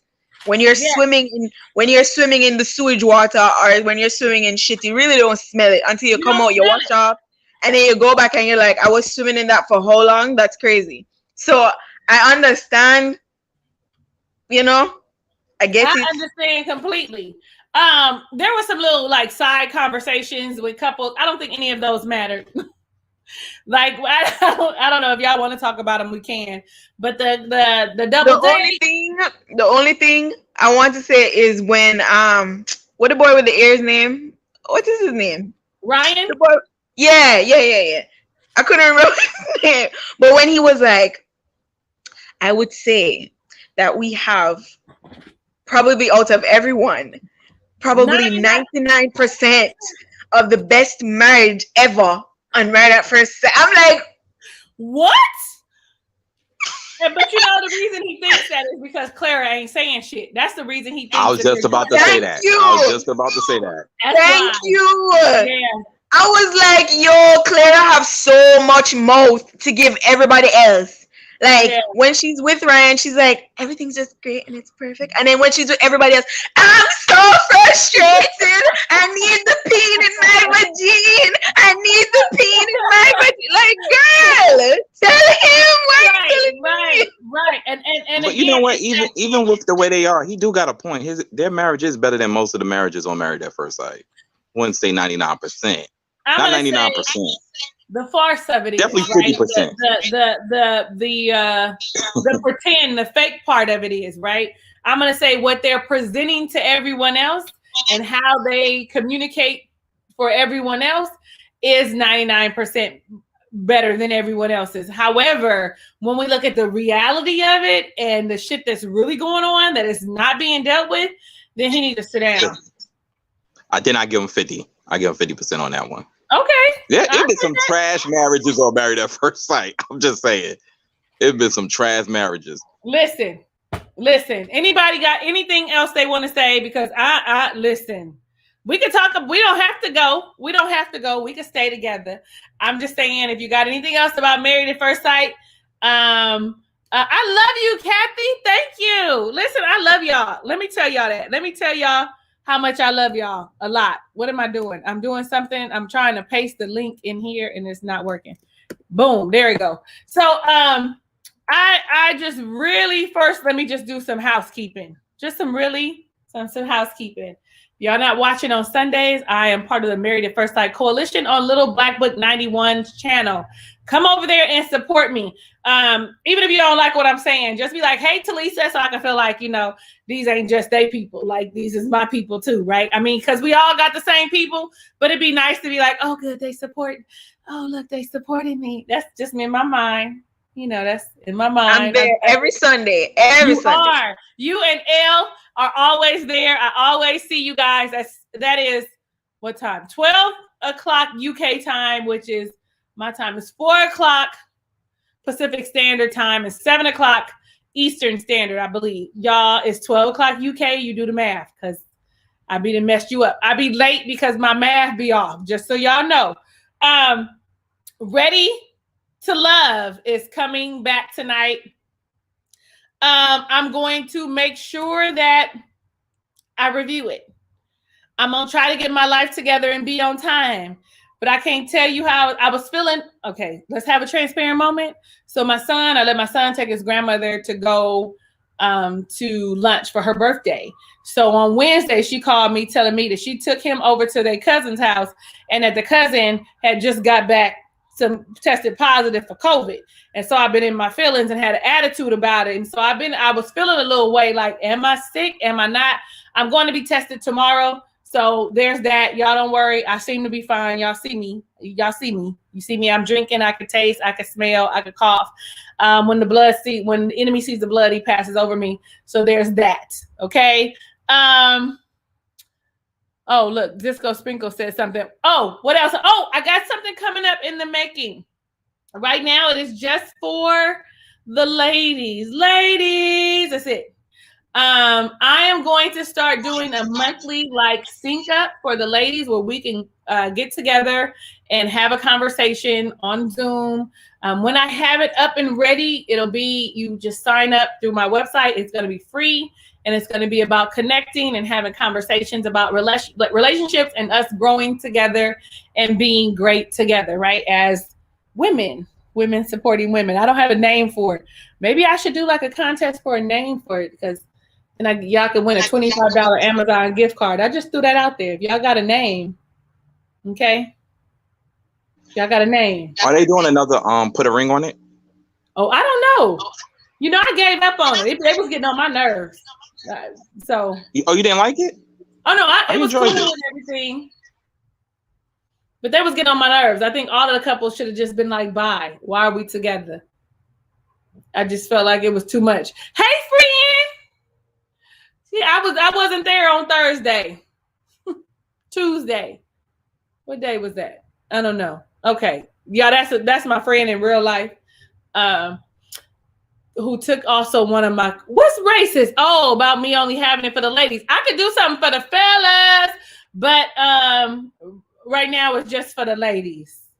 Only the ladies, only the ladies. I might be buzzed because I find myself doing a lot of singing right now. Sprinkle some men in there. Okay, Rebecca, not yet. Not yet. I want it to be a safe space for the women to just have a conversation and be able to say the things that we want to say without fear of the men and being judged. And then we'll invite the men. How about that? Does that work? Because I do eventually want to make it so that, I mean, the men that we have on here, like J-Dub and Cliff, they're in relationships. I think Cliff is in a relationship, but I know J-Dub is in a relationship. So really, would it be beneficial for me to have you guys connect with men that are already in relationships? No. My hope is to eventually have like online meetups, where singles meetups, and like, well, of course, in person here when we open up, but y'all not here. You know, okay, I hear you, girl. Not everybody feels safe though about being their authentic self around me. And this is, y'all see me talking to Rebecca because that's what Rebecca says. She feels very safe around men. But I think that a lot of women, it's hard for us to just explain and open up and be who we are when we know that there is a man listening and maybe might be passing judgment. But what we can do is offer, yes, Elle, like online speed dating. Come on, baby. Yes. So, but what we can do is ask that men come in and give us advice. Like we could have a set of questions and we could ask men like what we think about something. Like, so that's what this is about. This is really about us getting together monthly and just like talking about what we feel about relationships, sharing advice and tips with one another. And then maybe we can have it evolve to where we can invite a man that we trust, like Cliff or J-Dub, to come in and answer a barrage of questions that we've come up with, right? Like, I like it. Don't listen to me. I just be typing, girl. I love it. I'm listening. I'm listening to you. Your what you say is valued and important. Okay. I think I didn't ramble enough, but it's coming. So I'm feeling like April. I have it. I've been working on it today. So April, oh, that's my May calendar because in May I got my class coming, but April 17th, I think. No, I said April 16th. I made it a Friday. Are y'all, how y'all feel? Fridays be working for you, for the ladies? Fridays? Yeah, Jordy, you're the only lady on here that I can see other than the ones when they come in the chat. Fridays work for you, like Friday evening, once a month we get together. I think that's a great idea. It's just two of us. And I meant not Chris, I meant Cliff. Okay, I meant Cliff, Rebecca, not Chris. Just the liquor.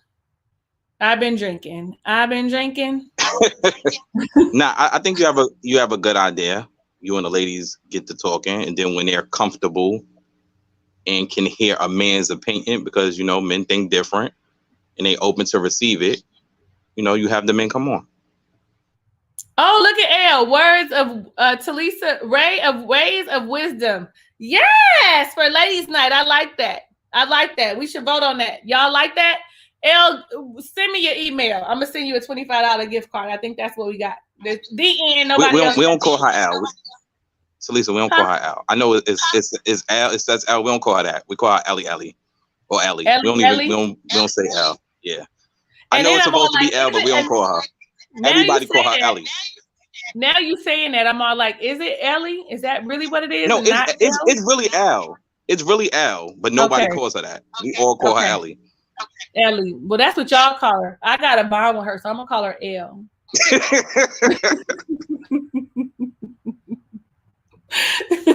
So boom, there it is.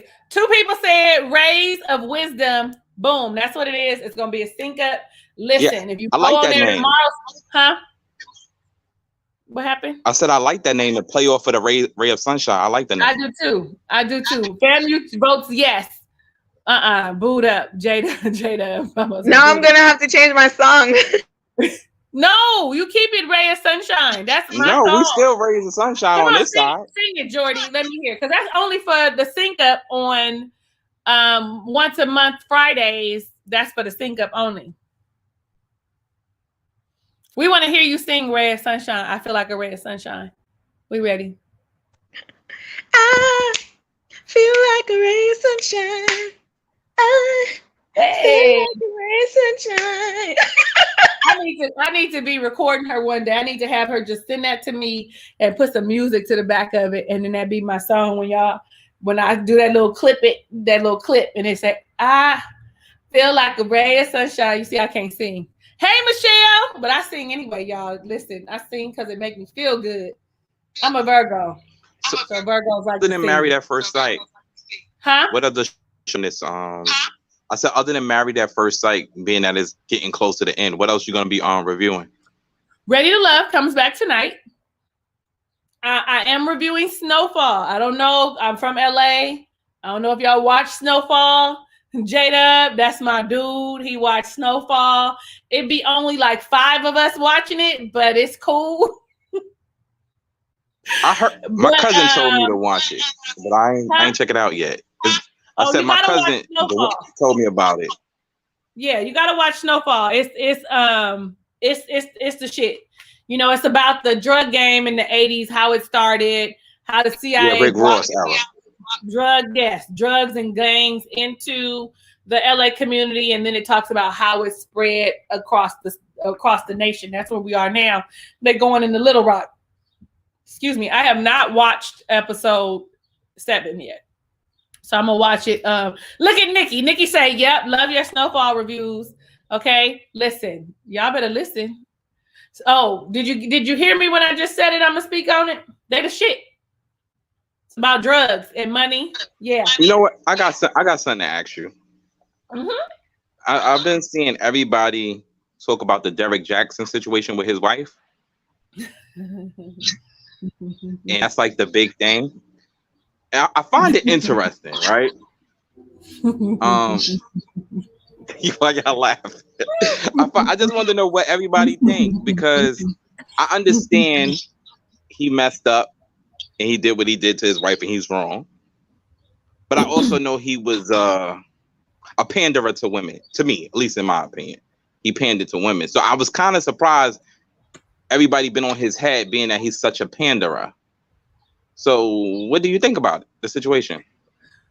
He did play to the heartstrings of women as it relates to relationships with men. Yes, he did. And he gave very great advice from a person who would know what was happening and how to spot the things of a no good ass nigga.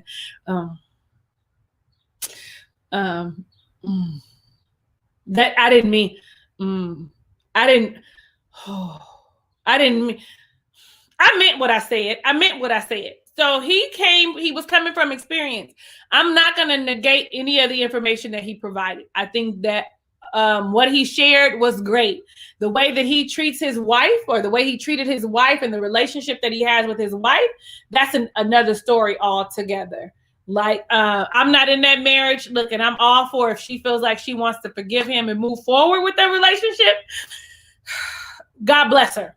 May God bless her and keep her. And I send love and positivity her way. Like, I cannot make that choice for her, but I really see him as a person that is very manipulative, especially after watching the review, like him talking about his apology and talking about himself in the third person, and how, and then to turn around and homegirl is pregnant, and and then to turn around and know that you was doing all your filming in front of her house. Like, it was just one thing after another. And he would have did better just keeping his mouth shut, keeping it private, that, I messed up, and let people have whatever speculation that they would want to have.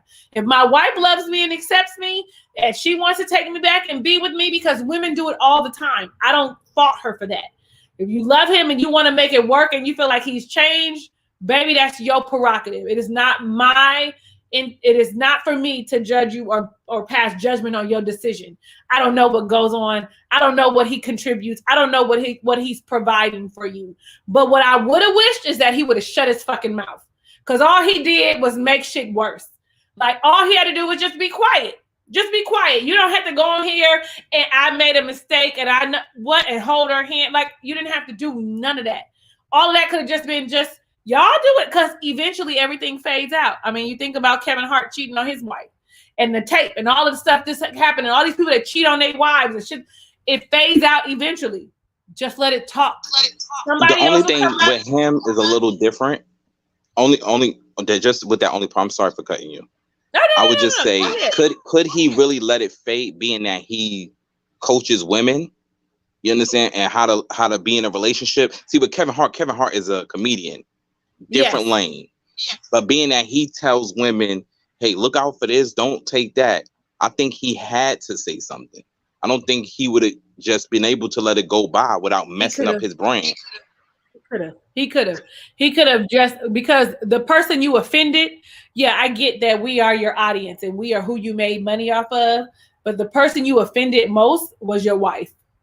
And so you could have protected the sanctity of your marriage and how you felt about her and moving forward with her. And you could have came out later on with some, be accountable or some shit. But this whole, what was it, an hour video of them talking live? Was it 53 minutes or something like that? I didn't even watch it because I was just disgusted at the fact that it was almost like I'm parading this, and y'all still gonna like me.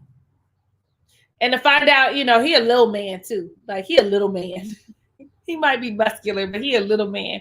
And I was just appalled just at the fact that, I don't know. Look, I've got so many, the wife coach in me is saying, she has to do what's best for her and her family.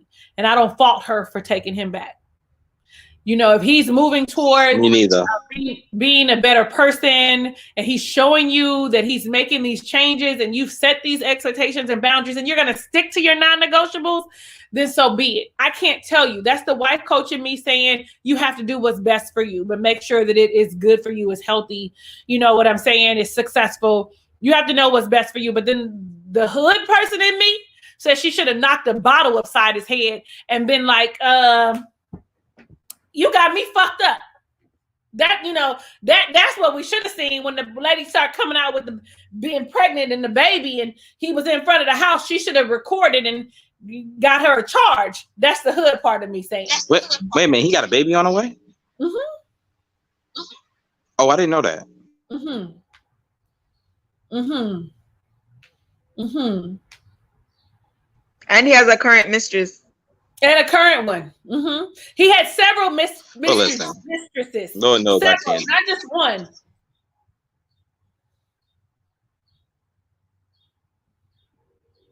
She said she had an opportunity to come out and say he was disrespectful, but he said the opposite. You see a bonnet, she sees a helmet of salvation. Shut up, Rebecca. Look at me. Shut up, Rebecca. No, that's what she said.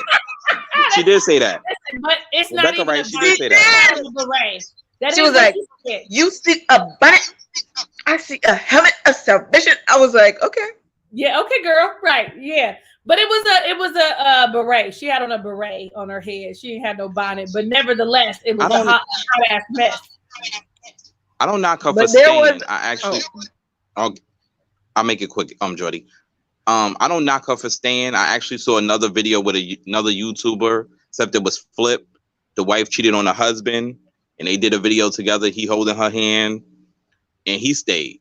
So anybody in a marriage, if they decide to stay, I don't knock it. Just go get help, because I think people are too quick to get a divorce, but he'll have to change his ways, because a man also got to fear losing you.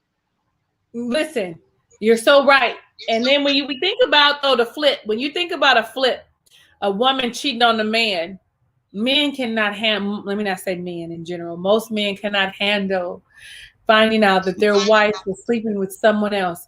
When a woman cheats, it is on a whole different level. When a woman cheats, we are cheating emotionally, physically, mentally, spiritually. We are all in. We might as well leave the man that we with, because we are not cheating on you unless you are not providing this whole thing. It's just not one thing. For the most part, okay, let me say that, for the most part.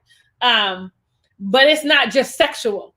It's you got more than just sex coming for me if I'm cheating on you. So yeah, I watched two YouTubers, and they was women that both said they cheated on their husband, and both husbands forgave and kept moving forward. So it's like I respect it. I know me. I ain't got it in my heart. God didn't get me there. You don't know till you get there. I couldn't do it. Me either. I know. Listen. Okay. Listen, I know. I can't do it. I ain't get there yet.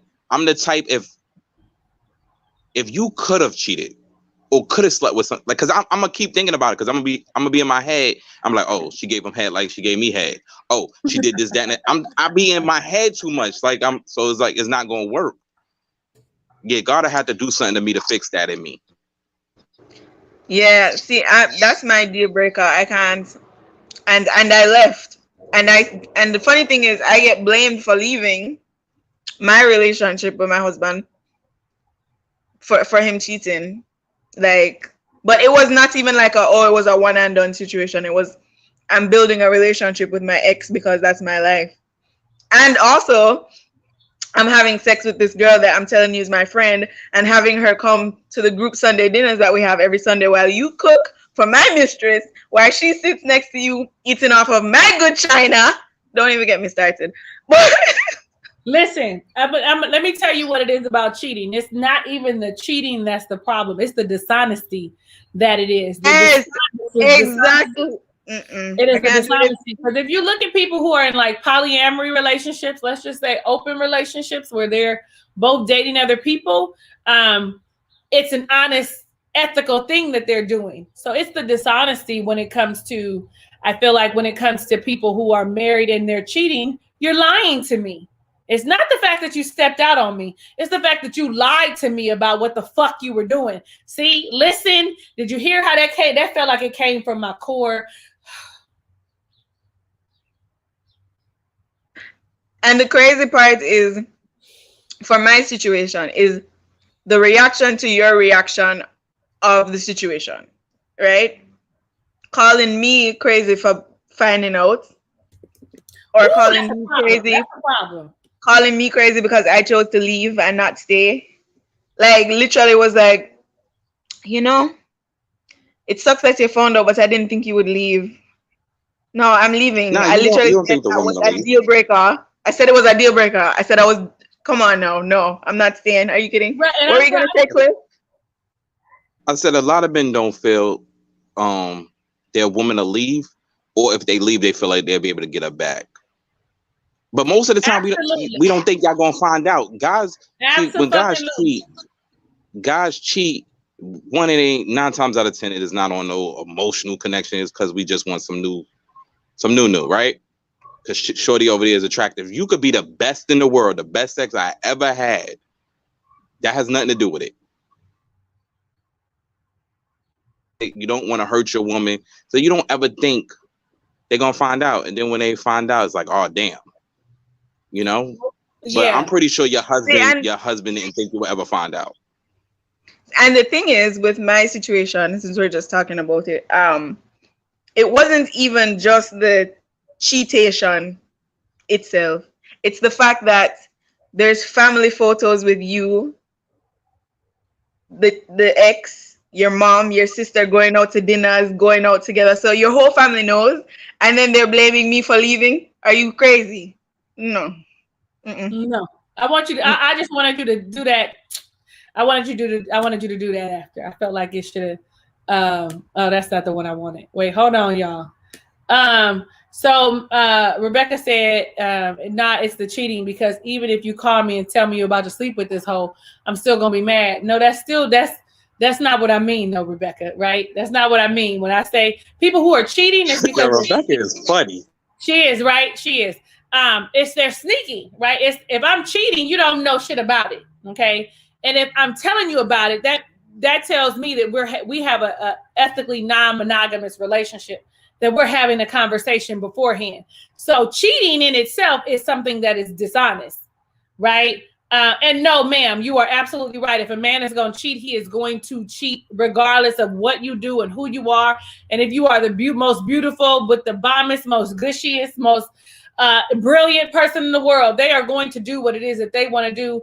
It is up to a person, man or woman, right? Because I'm not finna let women off like we don't cheat. Like, so if we're gonna be full transparent, because I like to be fully transparent, I cheated on my husband. Okay, listen, he couldn't have sex at the time. I was, vulnerable and needed what I needed. And I cheated on my husband. That is the honest to God truth. I don't feel good about it, but I just want it to be known that the fact of the matter is women cheat just like men do. So I don't want us to be like, oh, men cheat, and they gonna do. Women cheat too for the reason that we needed. And what I needed at the time was an emotional blanket. Somebody who could care for me and give me what I needed in the moment. Not that I'm making an excuse for what I did. I do not condone cheating. I wish I had, some other fucking like thing to tell you about it, but I don't. Like, it's not something that I'm proud of. It's something that I wrestled with. But the fact of the matter is, women cheat just as much as men do. Fuck, if not more. Yeah, everybody should listen to Lisa's video on her marriage. There's like a few videos. She go through the whole thing. It's a great story. You can learn from it. Thank you. Indeed. Listen, it is what it is. It's not something that I'm proud of, and I know that going forward, if I ever were to get married again, I would do things differently. Right now, I'm single and dating, so I can fuck who I want. And I tell everybody that I'm single and I'm dating. And if I decide, that's what I'm going to do. But I don't. I'm just saying I'm single and I'm dating. And that's it. I done got hot. It's the liquor. All right. Yeah, but us as men, we can't. That a woman cheating is because we look at y'all different. Yeah. Like, we move the way we move, but we put y'all, when it comes to sex, on a higher pedestal. Like, y'all supposed to keep men off you, not let everybody into you. So when the next dude have you and your hours, we take it to the next level. We feel a way about it. Me personally, like I said, I do respect dudes that can forgive if if your mate can change. I don't knock anybody who does that, especially for their marriage. I just know, me personally, at this point, I'm just not built for it.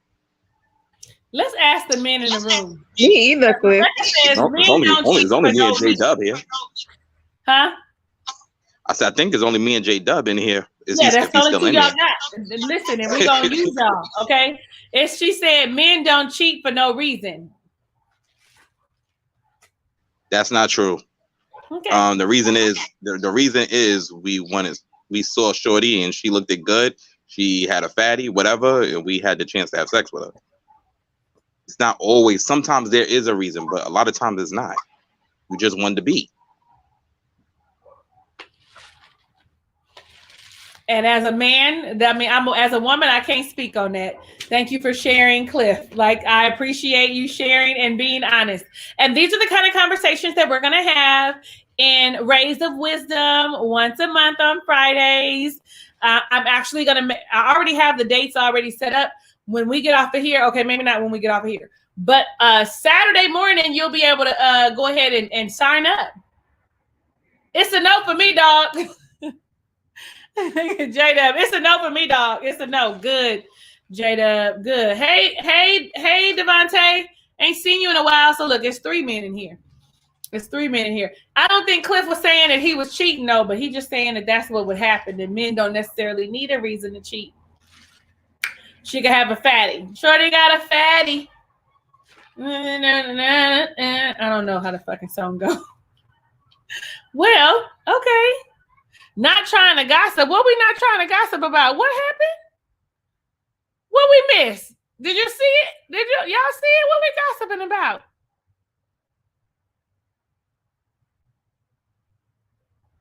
Oh, I like that L. I think that's it. I don't think we... All right.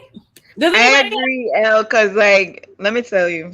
Okay. Tell us, girl. We here for it. You want to know my cheatation story? Yes. We ready. Once upon a time. No, I'm just kidding. So, I got married. So I was with this guy. I'm not gonna use his name because he already tried to kill me a few times. But I don't think he ever broke up with his ex when we got married. He was in the military, and I think he got married so he could get those benefits, right? But I didn't know. I was oblivious to all of this stuff. So it was like he was married to me so he could have the benefits, but with his ex, like I would catch him, giving himself the 5-hand job to her photographs in the man cave while I'm in the next room. Like, it was a mess. So during that time, can you imagine, my self-esteem was so low because I'm like, I am in the next room. Yeah. And I'm not good enough for you to so it caused a lot of me thinking, man, am I not doing something right? What am I doing wrong? And then it went back to kind of like me thinking I'm damaged or whatever. And then to find out when he went on deployment, a friend that he always had in the group, he was having sex with her, like on the side, and having her in my house while I'm cooking Sunday dinner for everybody. So I'm serving your mistress food on my good china. You have your ex, that you go to see every weekend. And then I'm just sitting there looking dumb and foolish. Yeah. I'm sorry. So I agree with Elle. That's hurt. It was hurt. And I got so big. Ever since I left him, I lost like 50 pounds. I'm like losing weight. I'm feeling good. But like, I felt really low in that situation. You are absolutely gorgeous. So, honey, listen, it's bad. It's fucking bad. Like, I think about that shit. And I think about, too, if my husband was living, I probably would have gotten a divorce if he had gotten well and things hadn't gotten better between us, because financially was my issue. So I probably would have gotten divorced if things hadn't changed. I would not have cheated on him. And when I did cheat, it was like he was literally almost dead. So there, not that is a valid reason. It is just because I was looking for comfort, and that's where I got my comfort from at the time. Let me ask you about that. Ask me, because I know the story. As far because you said you probably would have got a. What up, Devontae? What up? I know you said you probably would have got a divorce, but why? You don't think y'all could have worked through it? Because I feel like the divorce rate is so high nowadays. I think we would have tried. I'm not going to tell you that we wouldn't have tried. I'm not going to tell you that I would not have given it a gallant effort. But I'm also going to tell you that I don't know if he would have made the changes that were my non-negotiables, right? Like, I wasn't asking him to make the money that I make, but I was asking him to contribute. And I felt like I was carrying another body, and it was fucking extremely exhausting. This is the short version, you guys. I don't know if he would. I think we would have given it a shot. And I think that it may not have gone the way that he wanted it to go. And it would have been a non-negotiable, and I would have exited myself from the relationship. Like, why continue to cause us both heartache and be fighting and arguing and just, and listen, I wasn't anywhere like I am today. Like, who I was then is nowhere like who I was a horrible wife. I was a horrible wife. Like, period, point blank, horrible wife. And after he passed away, I realized then that I was a horrible wife. And I did the work that was required to make me this great person in front of you. So there you have that. So Tiffany and company said, what about emotional cheating? Do men or women do it more? Any of y'all? Hey, Devontae, boo. As far as emotion, how you doing? Good. How are you? It's your first time on my live. It's nice to see your face and to see you smiling. Because we be talking in them comments. Right. But yes, welcome. I honor you. Thank you. Thank you. I'm real. Yep. Oh, that was the question. So what about emotional cheating? Do men or women do it more? Women. Facts. The man downstairs don't got no emotions when it comes down to it.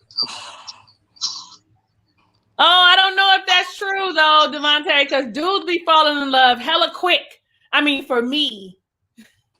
That's if she got that killer down there. No, I'm an amazing person. Okay, all of me is magical. Okay, yeah. Brilliant, everything. But I do have to agree that I think women emotionally cheat more than men. Like, that is where we don't necessarily physically cheat. So we start emotionally, and then it gradually turns into something physical. At least that's what happened for me.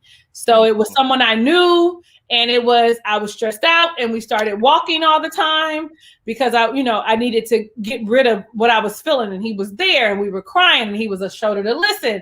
And then we started, going out to dinner, and, we might be stopping over and, oh, here's some food. I know you were at the hospital, and I wanted to come just be support for you. Like it was almost like the nigga kind of like played on my weakness. Okay, let's just call a spade a spade. It was a vulnerable moment. He saw an opportunity, and I let him in, because I ain't gonna say that it was all him. I had to let him in order for us to actually do any physical cheating. But originally it just started off emotional, as a friend, someone who I could listen to and cry and complain and rant and talk about all the things that I had going on, and he just didn't want anything from me, and that was a lot. You know what I mean? Like it was a lot. So I cheated emotionally before I ever did it physically. He crept in, L. He crept the fuck in, honey. Oh, wait. He crept the fuck in. He sure did. Whoo, child. I don't think men are that emotional for the most part when they cheat. You know what I'm saying? Like you might just, I could see if a woman takes sex from you, you're like, all right, I'll go get it from another woman. She call herself holding out. Or you might see someone and you be like, damn, Devontae, you can mute yourself for a second. You know how I do. When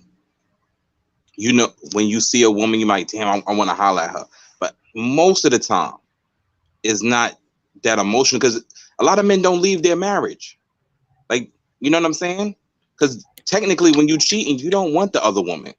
You might like her, but you're not trying to start a new life with the other woman. Right. When women do it, 9 times out of 10, they're willing to start something new with that man. Mm-hmm.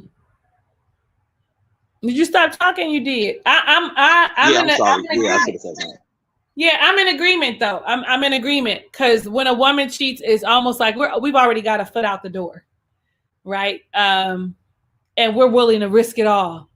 But if we're not, because they're great providers or whatever the hell we rationalize in our mind when that happens, then we are great cheaters. Like we keep up with our lies. You know what I'm saying? We keep up with our lies and the things that we do.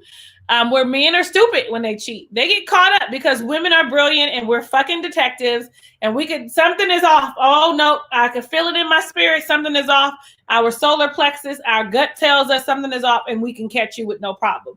But a woman, if we're gonna cheat, we do it if we decide we're gonna cross the bridge, we do it till all the way to the end. Like, oh, okay, you ain't gonna you saw them tracks? Nope, because I got a broom that's covering them as I walk. You don't get to see the tracks. Like, I'm just saying. Y'all cheat on the other side of town. We cheat. Yes. Neighborhood. Yes, absolutely. You don't even know. Listen to Rebecca. Rebecca here. I'm going to start calling her Miss Stafford. Because honey, she be coming with all the stuff.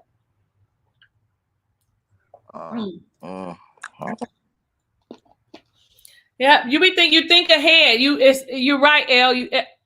Let me call you what they call you, Ellie. They think ahead. We think ahead. We see 5 steps. Okay, if I'm gonna do this, then I'm gonna say that I'm off on vacation. But he ain't gonna know I'm going to work. And nigga, you need to meet me at 8:00 like I'm going to work in the morning. Like it'd be a whole thing. It's a whole production. Do you think the younger women still do that? No, because they savage. Because I mean, like ratchet, savage, bougie, ratchet. They be like, I told you I was a savage. Right? I don't want no white horse in the carriage. No, they telling you, I don't want you. Because I feel like I'm in a younger group. Like y'all ain't. I mean, well, Cliff, I don't know how much older than he is to me, but How old are you, Devontae? 27. Oh yeah, baby, I'm old enough to be your mama. Oh yeah, you young. I'm 40. See, I got you about 13. Yeah, we got the words. I'm older than you too. Yeah, I could be your mama. My son is 25. I could be your mama. I think that the people in your age bracket, if they not cheating, they just saying this is what it is. I'm a hoe. But You know I'm a hoe. Devontae a married man though. He's a married man. Huh? Yeah, he is married. He is married. Yes, I remember when he got married. He is married. Yeah, I'm trying to start the wave. I'm just saying. Right. I gotta start the marriage wave back. I think that, but then you have to think about it though. Women who are in your age bracket that are 20, let's just say your age bracket is from 27 to 32. They're ready to get married. Younger than 27, they're having a good time. And we are promoting, we cougars, the older women, I'm promoting you to date. Because what I know is that we don't know how to date as women. We don't know how to date. We meet one person and we be in love and in a full-fledged relationship in 2 months where we should have been dating 5 people because really the one that we got, he ain't it. Because we ain't it. Whoa. Why you promote that? What's wrong with dating one person at a time? No. What do you mean? No. Yes. There's nothing wrong with dating one person at a time. I cannot do the multiples. Absolutely not. I think, and I'm not saying when you're dating does not mean sleeping with them, right? Dating does not mean I'm screwing you. What happens when you're dating more than one person is you don't get involved and stuck on one situation. If I'm dating 2 or 3 people, I'm not gonna get my feelings all vested and want to give up my goodies all quick and soon and early to somebody that does not deserve them. So if I'm dating, and dating is just, I'm talking to you on the phone, you taking me out to dinner, we're just having a good time. I get to really see who you are without the clouded judgment of being sexually intrigued by you because you fine and shit. Like you fine. And my little vagina is thumping. Like I get to put that away. You know what I'm saying? I get to say no. Because I'm dating 3 dudes, and I'm not saying date a lot, even if it's just 2. But I think that we do ourselves a disservice by not seeing what's out there. By saying, I met this guy, we're talking on the phone, and we've been talking on the phone every day, and now he take me out all the time. Or I don't know, these, shit. I've been part of the, Netflix and chill, and he always over. You get yourself caught up in one space, and then you miss out. So don't y'all got the whole 6 months of your life is gone and this nigga wasn't shit. And if you had been dating more than one person, you could have seen that nigga wasn't shit. So don't when you date multiple people, they got different purposes. Like this the food nigga. Not always. Talk that talk, Devontae. Talk that. Not this always. Be the food nigga. This the nigga that get the goodies. And this nigga, I'm just stringing along. I don't recommend that. You know what I'm saying? I don't recommend you saying okay. So in instances like that, right? When there is somebody that a woman is sleeping with, it's because they don't have no real attachment to him. And he a fuck boy and I just want to have sex with him. But all these other people that I'm dating him with a purpose and I want to get to know him or etc. So when you see people and they say, oh yeah, no, he the nigga with the dick. Or this one I take out with food. They probably don't even really know what they want for themselves yet either. You know what I'm saying? And so I think that a lot of times sex clouds our judgment. As a woman and I'm dating one person and I'm constantly dating him, I'm going to have emotions for him. My little vagina, like I said, is going to be thumping and I'm going to want to give it to him. And I'm going to give it to him. And then the next thing I know, my feelings are going to be hurt. But when I'm dating more than one person, I'm not giving 5 people my pussy. Excuse my language. These young hoes is. The only thing with that, because men are possessive. Men can be possessive when you dating multiple people. They kind of some men will look at you different and put you in a different okay. box. Like I can't be serious with. You're not supposed to date him. That's what that means for me. So I am dating, right? I just started recently. A guy took me out the other day. Just I've known him for a while. And we went out. And I let him know that I'm dating and there's somebody else that I'm seeing. And I actually like him a little bit. He asked me, why wouldn't you focus all your attention on him? I said, well, number one, I'm not ready to be exclusive with anyone. Number one. Number 2, I want to date. I've never dated. I get this one person. I start dating this one person and then I'm all in. Next thing I know, I got a baby. Like what? No. Okay. I'm 40 some years old. I'm not having no babies. But I just feel like for me, dating more than one person helps me keep my mind not clouded. not make me, because for us, the attachment to sex is emotional. I don't care what woman you talk about. I don't care how old she is. Once you start having sex with somebody, it becomes an emotional bond that you end up having. And then guess what? So can women not do like what men do? Like, well, we say we can. We say we can. We say we can detach. It's not like we say we can detach, but for me, I don't think that it's true. I don't know. My best friend, point, she a Rebecca. savage. I ain't gonna lie. My best friend, she kind of a savage. So well, I don't know. Maybe it's because she a Pisces, but no. I want you to. Yo, my best friend is a Pisces, and she is a murderer. Like murder. She's like, oh my God, I like him. No, block, delete him. Yep, we did it. We're done. Block, delete. I'm like, I want you to think about that for just a second, because they are man eaters. I sleep with them. I don't like him. I leave him. I sleep with him. I don't like him. I leave him. I sleep with him. I don't like him. I leave him. Is that really you a man eater, or is it that you don't know what you want and you're just settling for a moment of enjoyment? Because if we take a moment and we stop and we look at who we are and what we really want for ourselves, sex is good. It feels good. And yes, in the moment, this is what I want. And it's my body to say what I want, right? Yes, absolutely. I'm here for it. But if you sit and you talk to your best friend, sometimes you're going to hear them say, I want a relationship.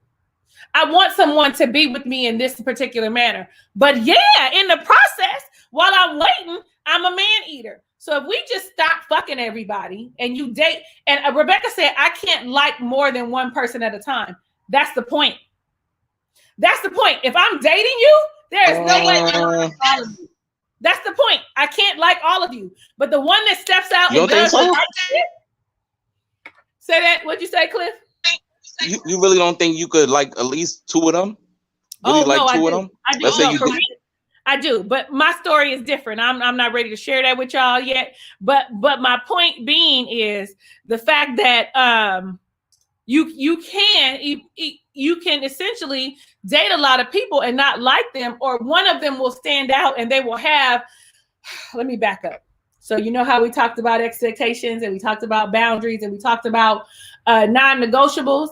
Well, as you're dating these people and you have all these expectations, I guarantee you that you'll be like, oh, well, I don't like a man that drinks all the time. Like socially, yes. So he's out. But if you were with him by yourself all the time, you would just be like, well, he's good company.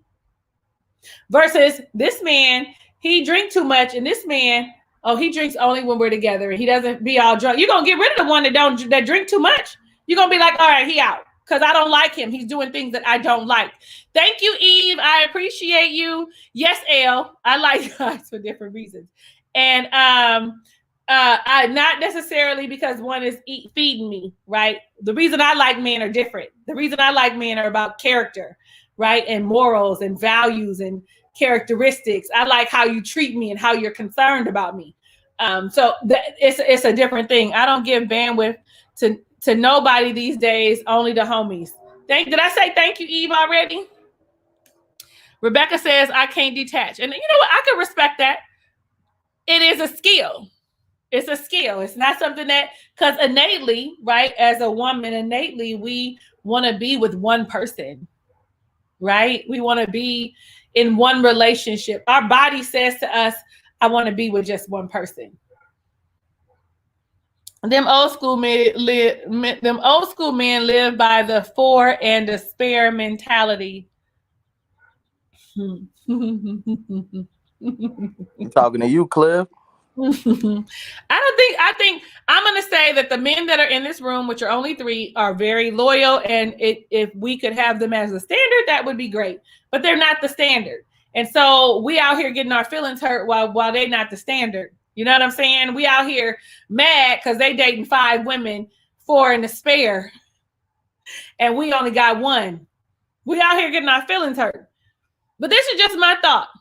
And if y'all want a free discovery call, go to my website and we could talk about it. We could set up some stuff. I think these days, how it works for you. I think more these days, men will tell you when they're dating, at least when you first getting to know them, they'll let you know if they're dating the other women. You think so? Or they're out on it. I think nowadays, yes.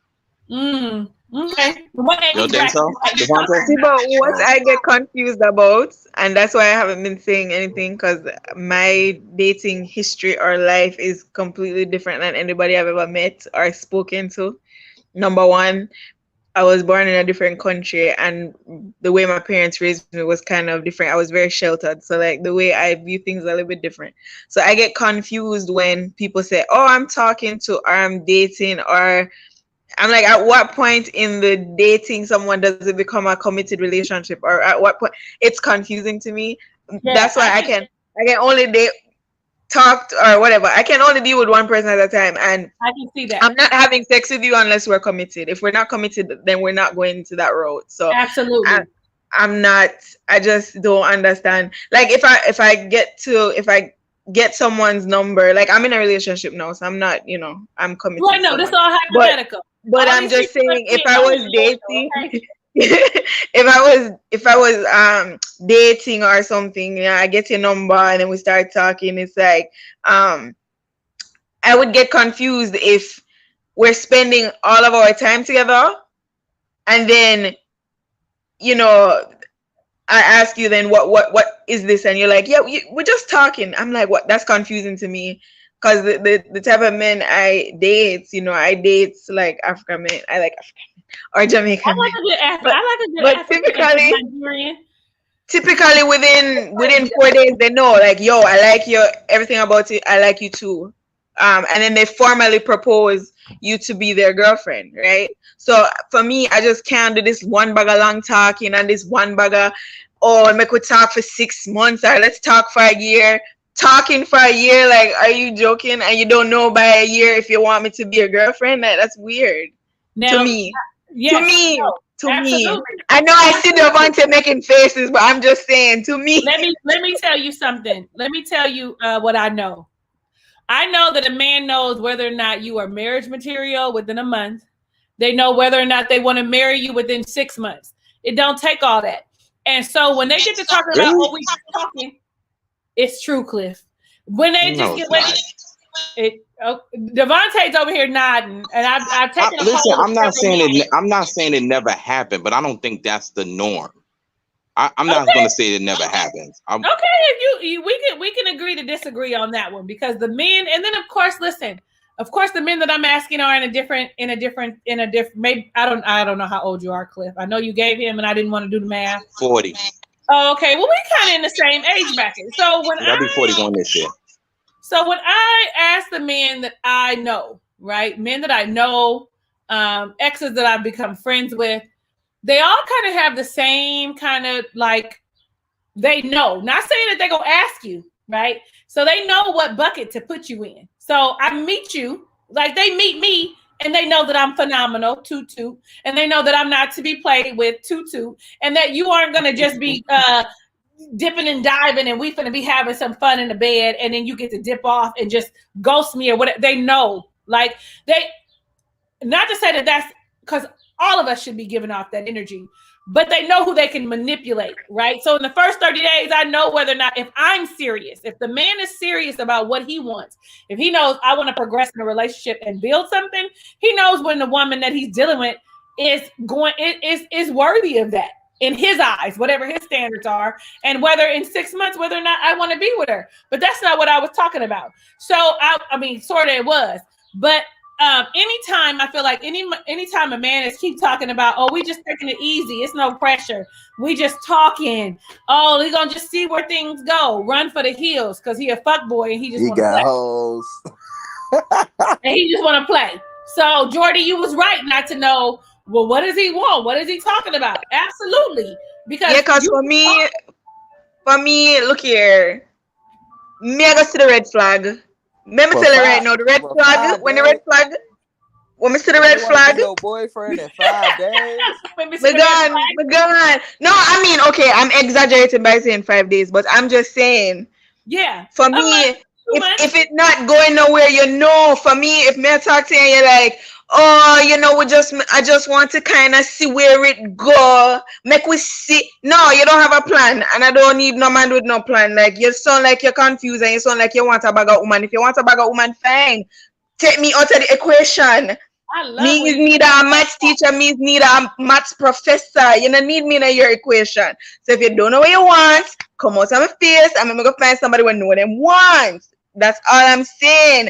I'm not going to be a yamed, a yamisha, a yam scammer. I'm not going to sit down and make no man tell me, say, I am an option. I'm not going to make no man tell me, say, I'm 1 out of 5. No, not doing it. Not for me.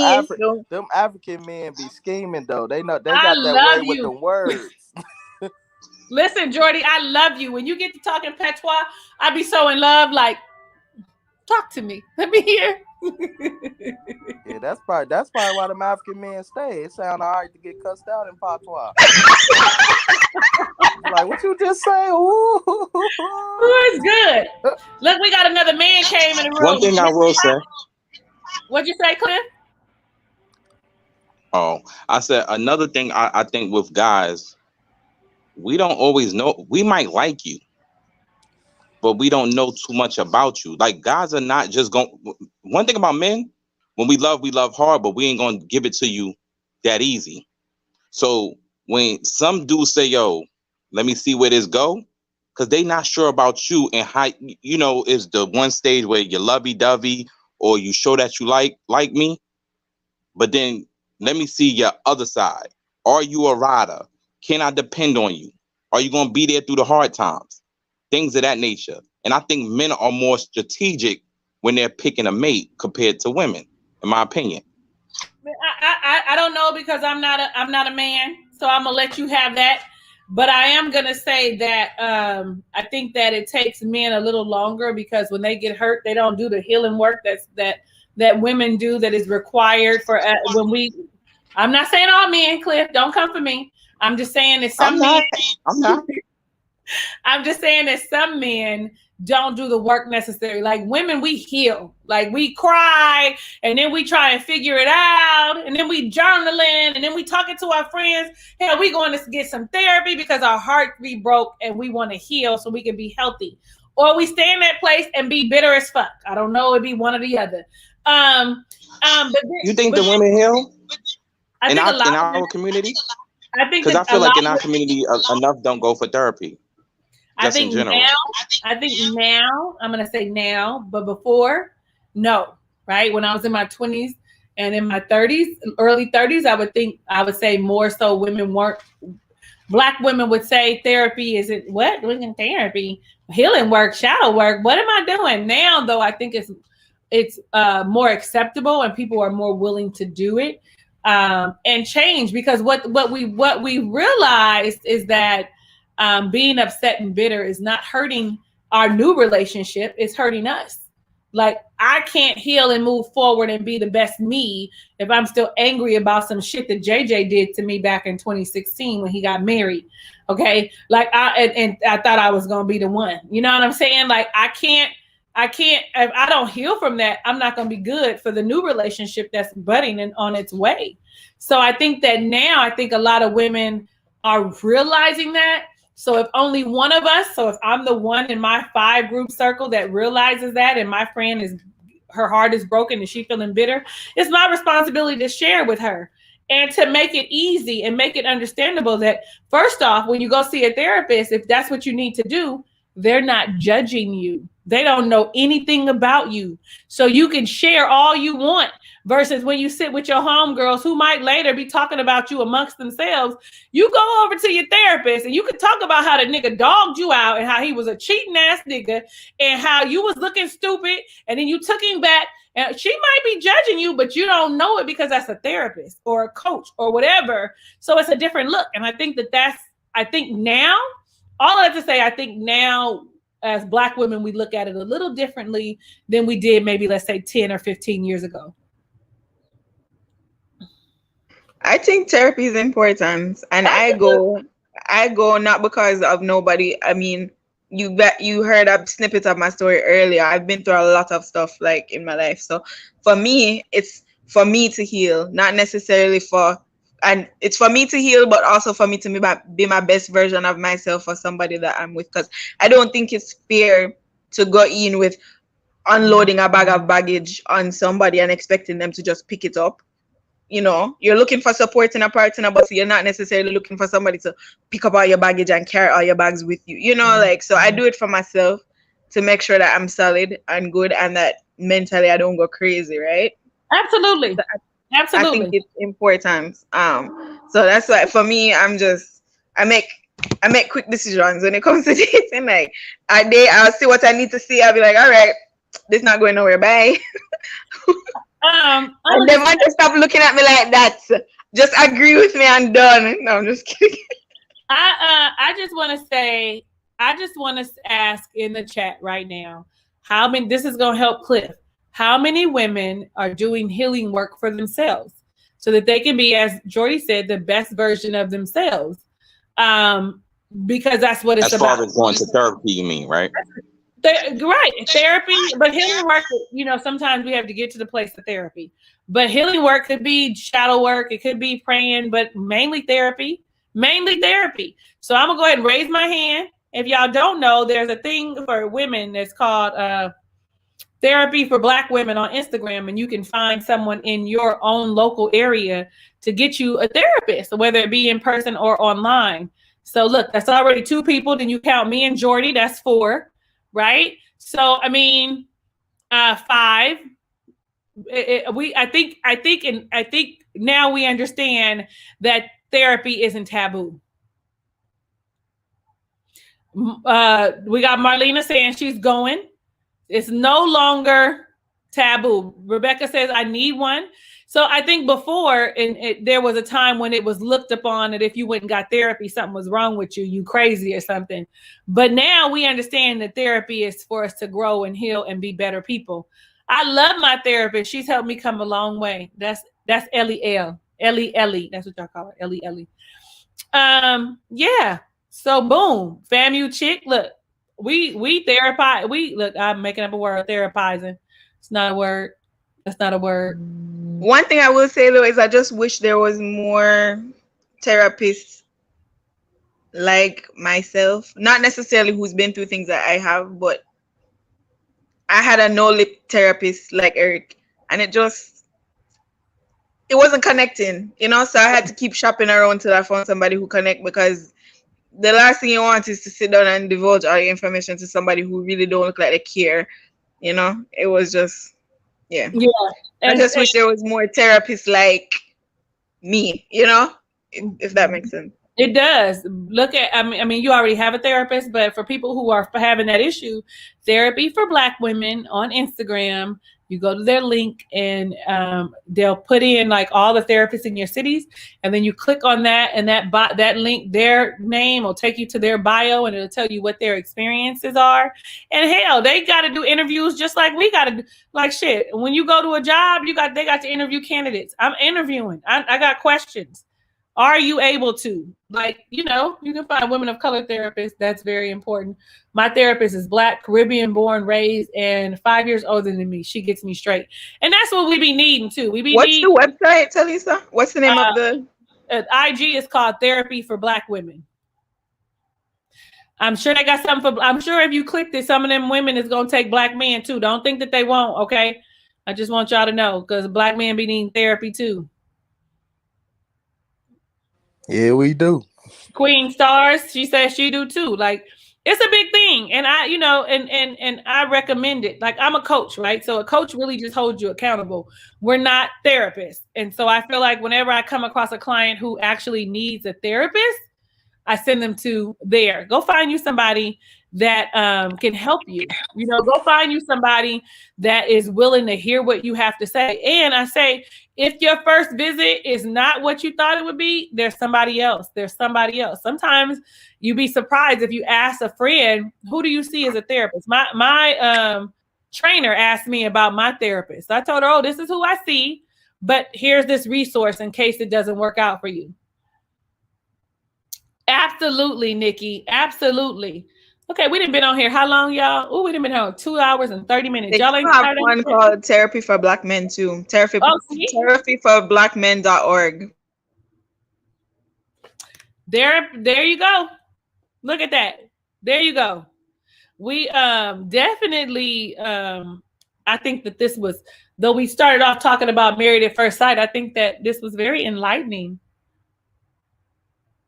Very enlightening. Yeah, great conversation. Great conversation. Yeah, I came I on. used to have these kind of conversations on Sundays live, but I stopped doing that. And we used to talk about anything and everything, just like how this went. That's what we did. So, yeah. Oh, I learned a lot. What, you learned a lot, Devontae? You always learning a lot. I like talking to people older than me, so I can try to avoid some things at least, or know what road I'm at when I get there. Be like, oh, somebody show me about this. Like, oh, this that time I like. Yeah, absolutely. Devontae, you never remind a woman that she's older than you, sir. It's okay. Just saying. Just for future references. I mean, just for future references. I'm talking about the wisdom, though. I mean, I just want you to know that it's okay, Cliff, for me. When any man want to talk about I'm older than them or they whatever, I be thinking to myself, shit, if you didn't know how old I was. Hold on. I'm fine with it too, because like I always get that I look young in the face. So when somebody's like, you look like you have wisdom, I'm like, thank God, because people always tell me I look so young. I'm not young. Hey, I ain't put nothing past the older women. Hey, Where's your wife? Where is she? Where's Mrs. Cannon? Where's your wife? She's bad. She back here. She is. Hey. Tell her I said hello. Make sure you say I said hello. I got you. Okay, so I guess we're done. I guess we're finished. But next time you gonna be on live so I can be on time. Listen, it be random. I be telling y'all I'm gonna be here at a certain time, and it don't work out that way. I just show up like, hi, here I am. Is y'all here or not? Like, it's sad. Right. I know a lot of people have really like set schedules. Like right now, hit the bell. Huh? What'd you say, Cliff? No, I was telling him to hit the bell because you never know with Talisa. So just hit the bell and it'll let you know. Yeah, click all. Don't do personalized. Click all. But you can see her live this Sunday on Little Black Book, the U.S. coalition doing the review of Married at First Sight. Okay. I love y'all so much. Is that dude? He sounds like he's from London or something. That's him. He's from UK. Yeah, he's from London. Okay. Yes. Because like right now, Busy Blue, I think he comes on every Friday at like 6 p.m. And then you have Chloe. She comes on Mondays. I always miss her, but I feel like it's at like 5 my time. 6 p.m. his time. She random too. She random too, but she be there on Mondays and she there on Wednesday. Yeah, Monday is either gonna be Saturday. It's either gonna be Saturday, Sunday, Monday, or Tuesday. One of the 4 for Chloe. Absolutely, all of that. You see what J-Dub say? J-Dub, this is my dude right here. He be on here. He be on Snowfall with me. We be talking on Snowfall. I gotta add that to the book. Y'all be missing out on Snowfall. And listen to what Snowfall come on? It comes on Wednesdays on FX at 9 o'clock. Okay. 9 or is Snowfall o'clock. Referring to like the white powder? Like, is that why that? Yes. Oh, yes. I love you so much. Yes. Okay, I think that's it. So for the ladies, tomorrow it'll be up. You can go onto my website and thank you, Elle. I appreciate it. I feel like I'm fine, but you know what they say. People be feeling fine. Tomorrow on my website, I will have up. You will click and you can join so that you could be part of the Rays of Wisdom. That's going to be like, I should pick like one Friday, like it's the 4th Friday or the whatever Friday. I should do that, but I have it already set up. So we'll see. The first one's on the 17th. It is. J-Dub said it's another side of Talisa on Snowfall. So my gangster comes out. That's the wrong thing. My gangster comes out. Lord, I be pushing anything. That might be and I didn't drink the whole bottle, which is normally what I do. but I didn't because I would be fucked up. Okay, y'all, I think that's it. Hulu has all the seasons of Snowfall. Nikki is helping y'all out. Y'all ain't got nothing else? Then we could go because it's 6:45 and I done held y'all, which means it's 9:45 on the East Coast, and then 8:45, 7:45. Y'all know how to do. 6:45. You still got the whole night. Our night over. I got the whole night. I got the whole night. It's 6:4. But see, you know, y'all work day be finished before mine. So you know. All right. Have a good night. Good night, you guys. Good night. Yeah, nice talking to everyone. Thank you, nice Jordan. To talk to everybody. Thank you, Cliff. Thank you, Devontae. I appreciate you all for joining me, and I'll show up again.